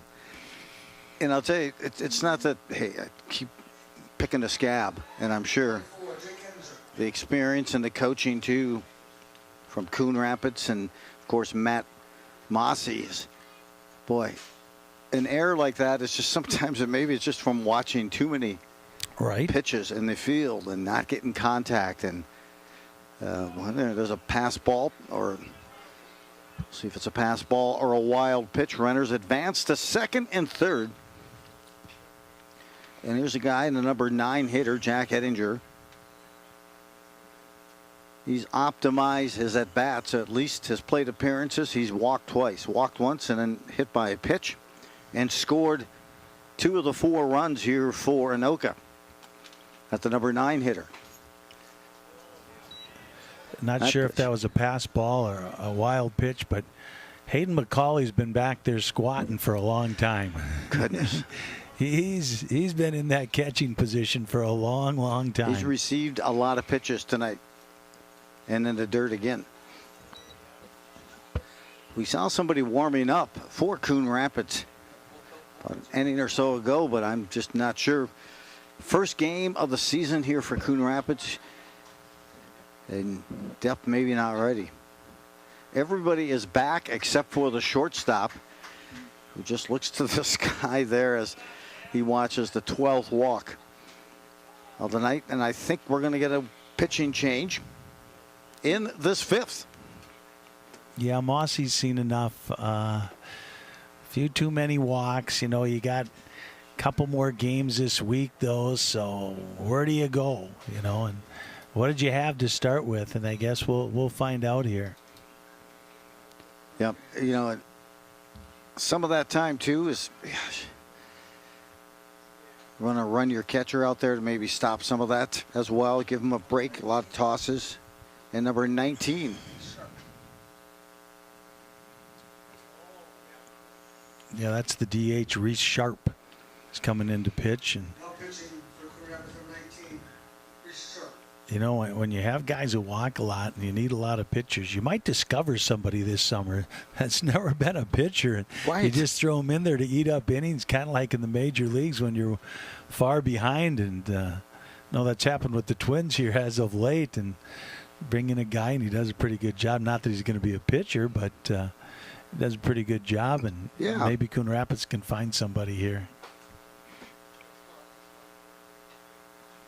Yep, absolutely. Another player also mentioned here for Anoka from a Legion play also is Cam Kramer. He's a Winona State alumni, and many, many other players to play college baseball here for Anoka as they have it. That pitch went off the mitten, off the umpire's mask on the warm-up. At least he had his mask on. That's a good thing. So that it is. And hey, it's like we talked before. It's the programs can be so different with each of these communities and these post members here as they try to kind of figure out what they have, what they don't have situationally, what can we do, who can we run out to get a short inning, maybe fielding-wise as well. So here we go. And then you mentioned you get your Osios. Last year, Farmington is a team that represented Minnesota. They came out of that North Dakota Central Plains area, but couldn't get their way through. It was Osseo in Farmington who advanced last year, but they couldn't get beyond that section or that Central Plains bracket. Some great competition kind of throughout this one. Loop back here, and here we get Farmington ball, last year was wild loaded. Pitch I'm and sorry, Joe. Walk, or excuse me, on a run. No, go ahead, Pete. I was saying Farmington last year, they had a bunch of really good players, and this past season they went to the state high school baseball tournament. So that's quite a program down there. They're really coming on, but that's a community that's really growing. All those southern suburbs are growing, and you go down there and there's farmland everywhere, you know, and they're already growing like a weed. Nedved, a couple of walks and a fly out to center field. And he finds his way to first for his third walk of the game. Hey.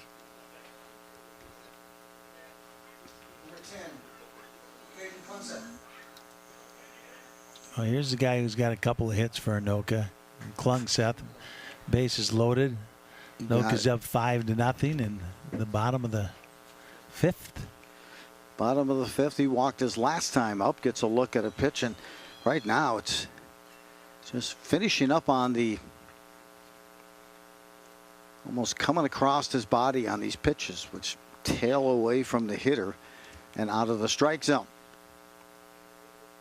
This one grips and rips and gets at it. Does Klungseth. 2 for 2 on the afternoon, or the evening rather, and 2 RBIs. You know, if you have to take a little something off it to get across, so be it. But at least you let him put the ball in play instead of walking him. No room at the end. Bases are loaded again here for Anoka. 1 run across here in the fifth, a 5-0 lead.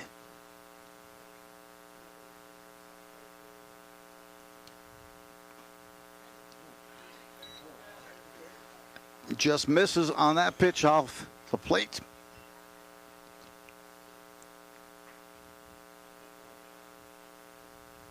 And it'll be, look, the wind still consistent, just a light breeze. This one a foul ball.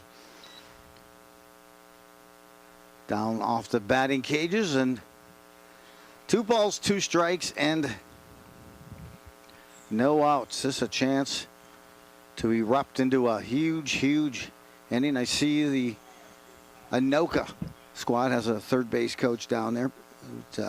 That's Hunter Smith.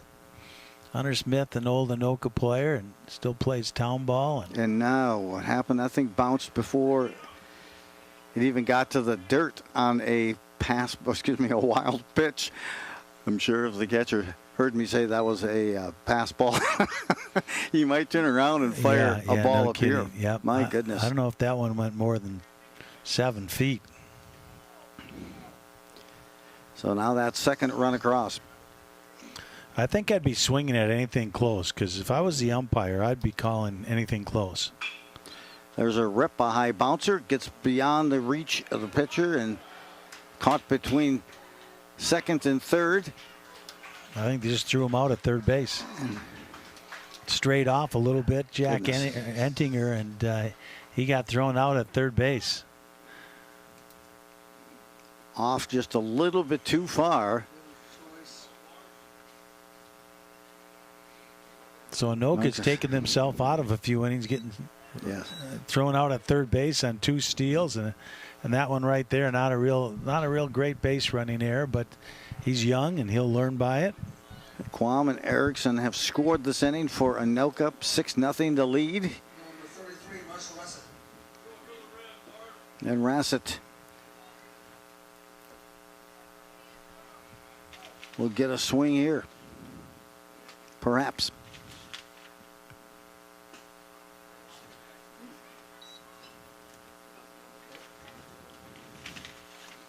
Yeah, Marshall Rassett is graduated at River Falls this past season. Looking for his first hit of the game right here. Another kid who loves the game of baseball. Runners going down. He'll be there before the ball is received by the third baseman. Goes and pits by third. And then meanwhile, Renner advances from first to second for Anoka. So a chance here for Rassett to single, 2 RBIs. Yeah, nice jump there by Jake Nedved. You know, Anoka, Coach Plancette teaches ball in the dirt, we're going, and we go over it and over it and over it in practice. And Jake Nedved did a really nice job there reading ball in the dirt. And with his speed, he got to third base with no problem. My coach would always say, Joe, ball to the backstop, watch for my signal.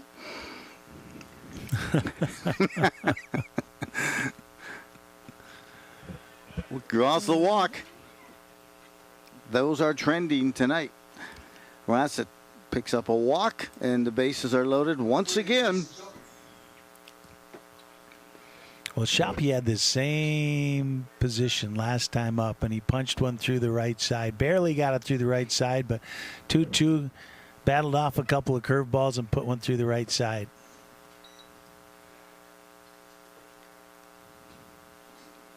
Yep, so 3 hits on the night here for Anoka, as much as I've counted here, and they've been trying to up the ante here as absolutely no one warming up in the Coon Rapids bullpen. 6-0 lead, 1 out. And the base is loaded for Anoka. Well, there's no room at the inn. So he's going to have to come in with 3 in a row. There's no place to put him. Draws the walk, RBI for Shoppy on that walk. 7-0 lead in play here, and now another visit by Matt Mossy. And as much experience that he has in the game of hardball, you got to think that's a tough walk back out to the mound when you're down 7-0 and trying to be creative and trying to find someone who can get the ball around the plate. Yeah, I'm wondering if they're going to switch it up here. They're going to stick with him. And the winning runs at first base with the 10-run rule here. So I think he's going to stick with them. You know, like I said, they got more games this week, and you're down, and you just want to try to get this guy to get through the game so they don't have to use up anybody else. You bet. 3 hits for Anoka, and meanwhile, 13 walks, 1 hit batsman for the Coon Rapids pitching. As we get ready here for Logan Yeager, the catcher. Logan reached on a fielder's choice his last time up and walked his 2 previous at bats. Well, Logan's got a little pop in his bat. You can put one down the line here. This thing will be over. Shoppy at first base with pretty good speed.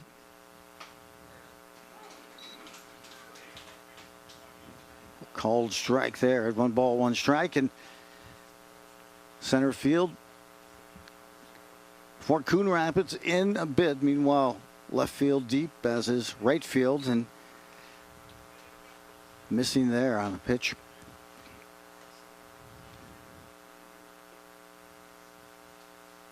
Once again, sit on that fastball right now. Down low, Reese Sharp misses with a bases loaded, and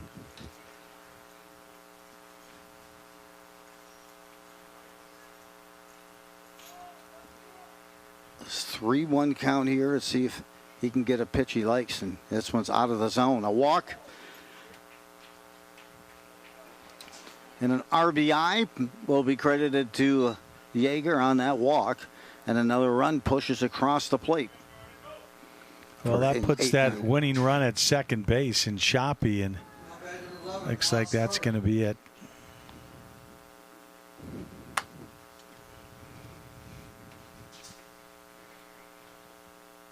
So, not sure which avenue they go. They do have somebody now warming up. A few tosses and now going to come in. The fourth pitcher of the night here for Coon Rapids squad, their first game of the season. Yeah, Anoka only has 3 hits, but they have 8 runs. And how many walks did we say, Joe? 14. 14. And a hit batsman, so 15 free passes. And number 15 is that secret number. Number 15, West Kendrick. West Kendrick comes in here for Coon Rapids, Liam. As they gear up here and run it roll. If it were to stand here, the game-winning run came in that second inning on the double by Klungseth. You know, this is kind of surprising to me, Joe, the pitching woes of Coon Rapids this year, because they have such a good little league program over there. And, you know, I know my son played over there one year, and they really developed pitchers. You know, and they always had pitchers at Coon Rapids. You know, last year they had pitchers. They've always had them. And something is going on right now where they're struggling to find some real consistency out of their pitching, and they're going to have to straighten that out, because it's hard to win ball games when you walk 15, 14. Well, as we mentioned, coming in, here's pitcher here, at least around the plate, it appears, on his warm-ups. Liam West Kendrick. Number 15 takes the ball, new hitter. Stepping in here in place of Hauk. And he played third base last night, as well. That's Alec Carbon in for Anoka, who took over at third base for Hauk, getting his first at-bat. Carbon get a swing, and nothing more frustrating for a catcher when you've had so many dirt and things you've had to knock down and bring out, and you take a pitch in an unfortunate spot. So they'll give him a couple more minutes here, and as much needed. Yeah, that's not fun ever, but it's really not fun tonight. Gosh. Well, here we go. Back in. Our first look tonight at Alex Carbon. Watches this pitch up high. He's hitting for Jonas Hauk. Hauk was 0 for 3 coming in. So this inning here, in the last inning, he taken out, well, hit by pitch in the back. Well, at least he gets the RBI for that. A dubious honor, maybe he feels, and we're at 9-0 here. So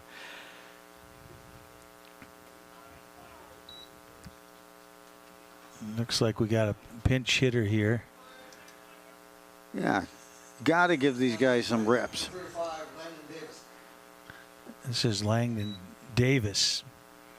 So it's good to give these guys some at-bats here this early in the season. Davis steps in, takes a called strike.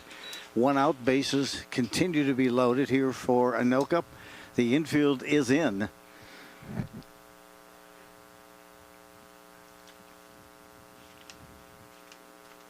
For Anoka, or excuse me, for Coon Rapids as well. Strike 2. Yeah, any kind of run right here and it's over. So you got to play those outfielders in so they can make a throw if they catch a ball, or otherwise it's over. 9-0 lead for Anoka. This pitch off the outside part of the plate.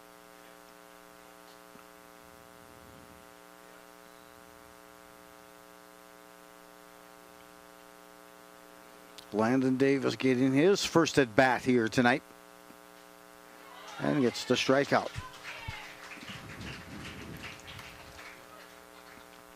Well, he threw some strikes right there and got the job done and keeps his team in it. So here's Erickson with an opportunity to win it for Anoka.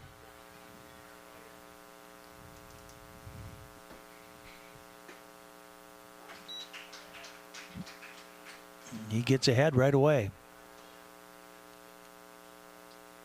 So that may have been, I thought that was Noah Quam who was due up next, but it was not. It's Erickson. So nonetheless, 1 ball, 1 strike, 1 run away from what would be a 10-0 win for Anoka. But Coon Rapids trying to extend us another inning. And this pitch misses outside for a 2-1 count.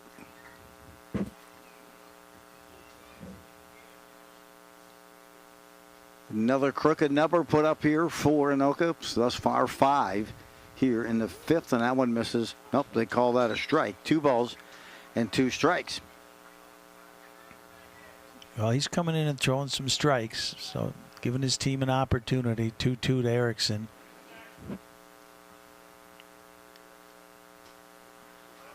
Almost catches Erickson up and in. He reached on an air to the third baseman his last time up.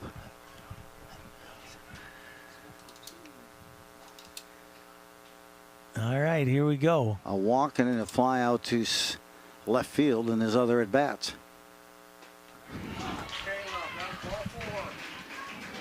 And he swung on and missed. As we head now with 5 complete, a 9-0 lead for Anoka. We'll return with the 6th in just a moment.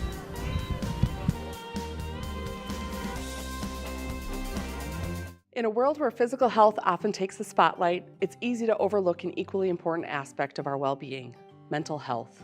Yet despite its significance, mental health is often stigmatized, misunderstood, or simply neglected. From creating awareness to offering education and community wellness grants to hosting our annual 5K walk for mental wellness, the Mental Wellness Campaign for Anoka County is creating a community where mental health is as important as physical health. Let's break the silence, erase the stigma, and prioritize mental health. Together, we can create a world where everyone feels supported, understood, and empowered to live their best lives. The Mental Wellness Campaign for Anoka County, your mental health matters.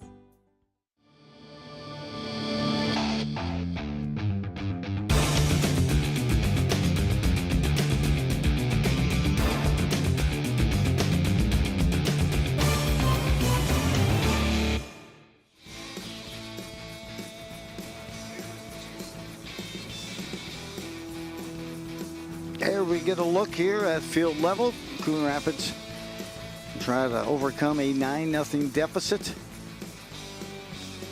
As Justice remains in, I've got to think you got to keep him in here at Jackson Justice. Thus far going the distance.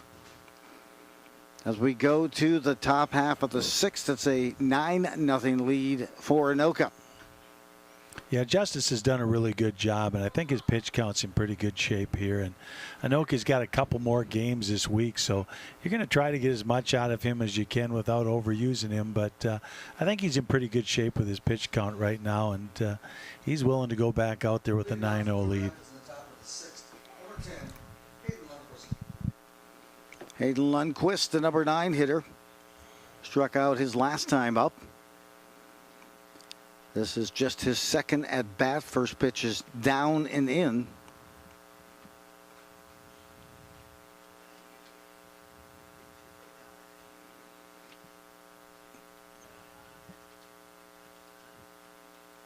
This pitch lifted, airborne, coming in from first, sprinting in to make that play. Shot out of a cannon, and making the play was Shoppy.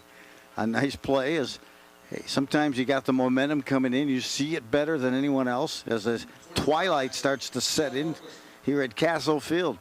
Yeah, that was definitely his ball, so nice job by Shoppy. He was coming in at full speed and saw a little bit of white there, but he put it away, and that was a really nice play by Jay Shoppy.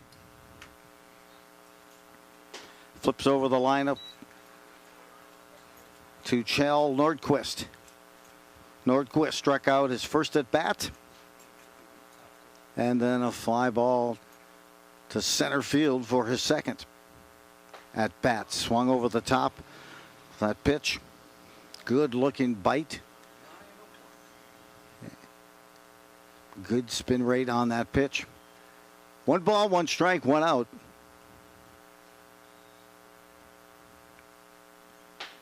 This is up and away. That time coming in from third base.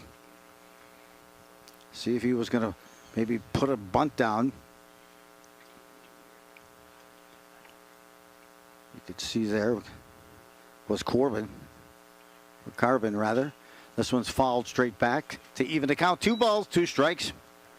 Well, you know what's really impressive, Joe, is he's only 2 over the limit right now. Only 2 guys have reached. 3 guys have reached, but Jagger threw one of them out. So only 3 guys on the base, and we're almost through the 6th.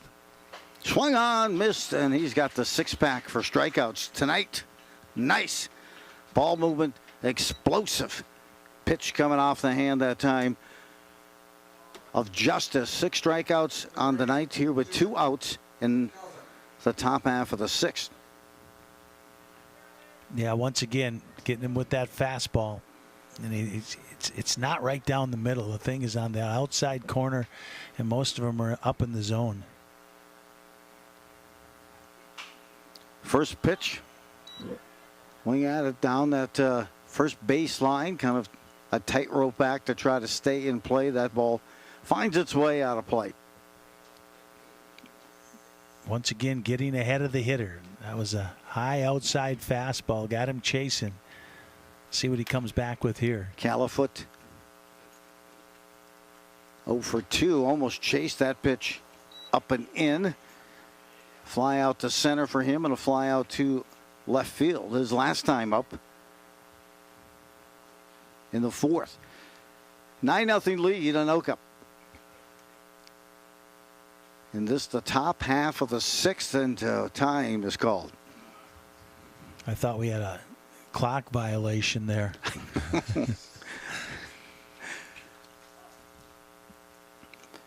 Here we go with Califoot steps back in. Off-speed bounces. Again, nice job by Jagger behind the plate. I'm sure Justice would think the same. Jackson has been thrown well. Just 3 free passes on the night and 6 strikeouts for Justice.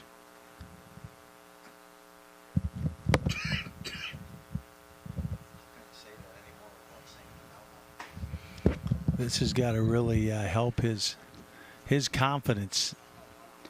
3-1 here is Justice. Tries to get back on his own here.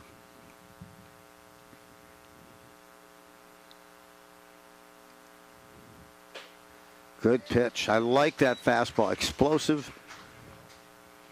Comes out of his hand clean. Yeah, that caught that inside edge right there. 3 balls, 2 strikes, and 2 outs. A little flare. Jumped in, Justin. Wow, what a attempt. I thought from this angle that he had come up with it in right field, went under the glove of the right fielder. And that may end that bid. Here, we'll take a look, another play here. Yeah, you got to mark that as a hit. And there goes the no-hitter right That's there. what we are all trying to walk the line on without saying as long as we could up here. First hit here tonight. He took the 6th inning. It doesn't take anything away with the way he's pitched. And, no, not at all. And that was just, hey, a flare. Hit the shallow right, not because of a lack of effort in right. Well, he comes back with vengeance. Those last couple of pitches are just vicious. You know, and that might be one of the reasons he's still out there is because he had that no-no going. And I'm sure it is, and they were going to give him the opportunity. I wouldn't be surprised to see somebody else new next. Yeah, he came out with a mission on his last at-bat for Price Karen, and he saw 3 outstanding pitches. A couple of vicious fastballs with some major velo, and then an off-speed inside. 7 strikeouts on the night. Well, I'll tell you what, this really sets him up for a nice summer, hopefully. You know, confidence-wise, and now he's finding out that he can do it. And like I said, he's been using that fastball very efficiently and mixes in a curveball and mixes in a changeup and maybe one of those other 5 pitches that he says he has. But what a great job. And this is one he'll probably watch on QCTV for many years, because I'll tell you what, he looks good tonight. Yep, I mean, his best fastball had the most movement, spark, and velo here in this 6th inning. He came back and picked up now 7 strikeouts on the night for Justice. Meanwhile, hey, coming up here in the broadcast schedule, the QCTV Legion Baseball, Osseo versus Champlin Park on 6:24. And then the next one was live and local. That'll happen in Andover, 6:25, it appears. And then also on 6:25, Metro Mini Baseball, Andover versus the Low Gators.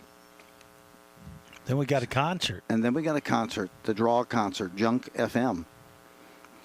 So I thought maybe that was Jim FM with Jim Erickson initially on that concert, but it's Junk FM. And just not quite the same thing. But nonetheless, that's what's coming up. And this American Legion Baseball is Anoka. It has Anoka with a 9-0 lead. Just maybe a couple inches away from maintaining that no-hitter. Jackson Justice here into the 6th, just beyond the reach of the right fielder for Anoka. Jackson Anderson's the new hitter here for Anoka. Thank you. Try to get that, Jackson Anderson. So some of these younger guys are getting some opportunities to hit, which is nice to see.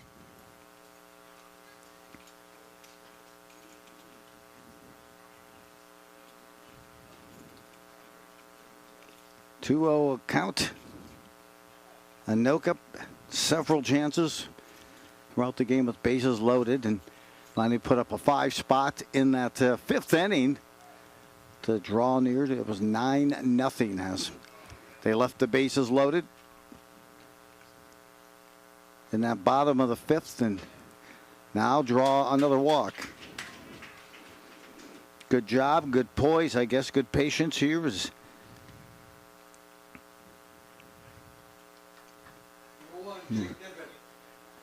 Jake Nedved gets his look. And his 5th at bat of the night. 3 walks for Nedved. 3 runs scored. And a fly out to center field. And Nedved's just saying, throw me one across. Throw me one across the plate. Yeah. I want to swing. But he's been very patient, and you got to like that.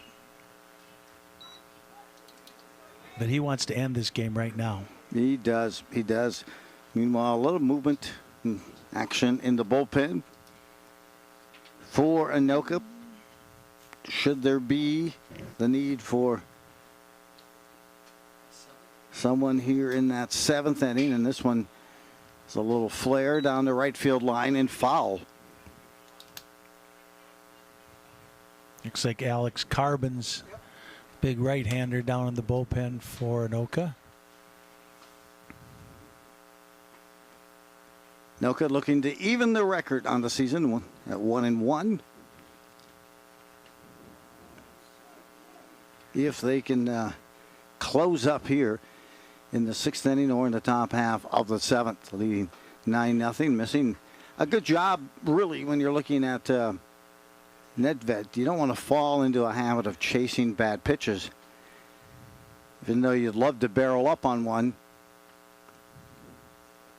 Runner looking like he wants to take off, and this is a ground ball to short. Short will get the lead runner at second. They'll try to flip it for the double play. Will not get Nedved. So they 1 out, 1 on. Yeah, didn't quite get the barrel on that one there. Ground out to short. Nice play. Tough guy to turn a double play on right there. And fielder's choice for Nedved. So 0 for 2 now on the night for Nedved, but nonetheless 3 runs scored as he's rewarded for those 3 walks that he drew. He's off and running, and they're swinging. First pitch there by Klungseth. I was wondering if they were going to let him just steal before they put the swing on, but they'll reset here. Well, I'm thinking the only reason they're running right now is because they want to save the pitching. Usually you don't run, but there's a ball you can run on. Yep, that ball just gets underneath the mitt of the catcher, who certainly, boy, has had, I would say, easily 2-3 games work behind the dish as Hayden McCauley. So now a runner at second. The pass ball. They got him in position here to score on a single, and a well-located strike. A pitch that time by Reese Sharp. He's ahead in the count. 1 ball and 2 strikes. Well, here's the guy with 2 of the 3 hits for Anoka at the plate with a chance to win it. Correct. A single and then a double and 2 RBIs in that second. That would be, if it remains, a goose egg up there for Coon Rapids. That's the game-winning hit in that second inning for Anoka. He reached on a fielder's choice, heading to third, and a steal happens as the pitcher didn't bother looking back. Nedved that time at second, and an easy steal for Nedved, and he advances to third.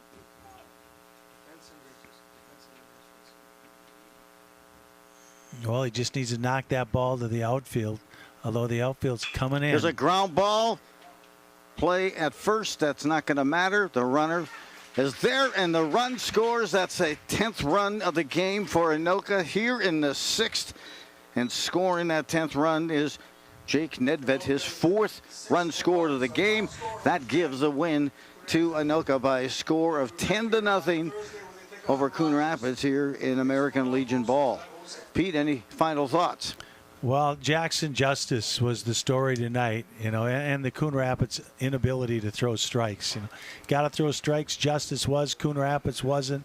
Not a whole lot of hitting, but some pretty solid defense by both teams, and it'll be interesting to see how both of these teams do throughout the summer, Joe. Jackson Justice, purely spectacular tonight, really. 7 strikeouts, 3 walks, and just 1 hit surrender. That came with 2 outs in the 6th. So in the way, it's Anoka, a 10-0 win. They even their mark now at 1-1 on the season. Coon Rapids, this is their first game of the American Legion season. They fall to 0-1. I'm Joe Rulin, along with the crew here with QCTV. Thanks for all of your work, and back at the studio with Ryan and Andy, and also along here and local here we have a chance with some great camera work with Tony and Dan as well. Joe Rulin along with Pete Hayes. Thanks for joining us on this QCTV sports presentation. Have yourself a major league evening at a minor league price.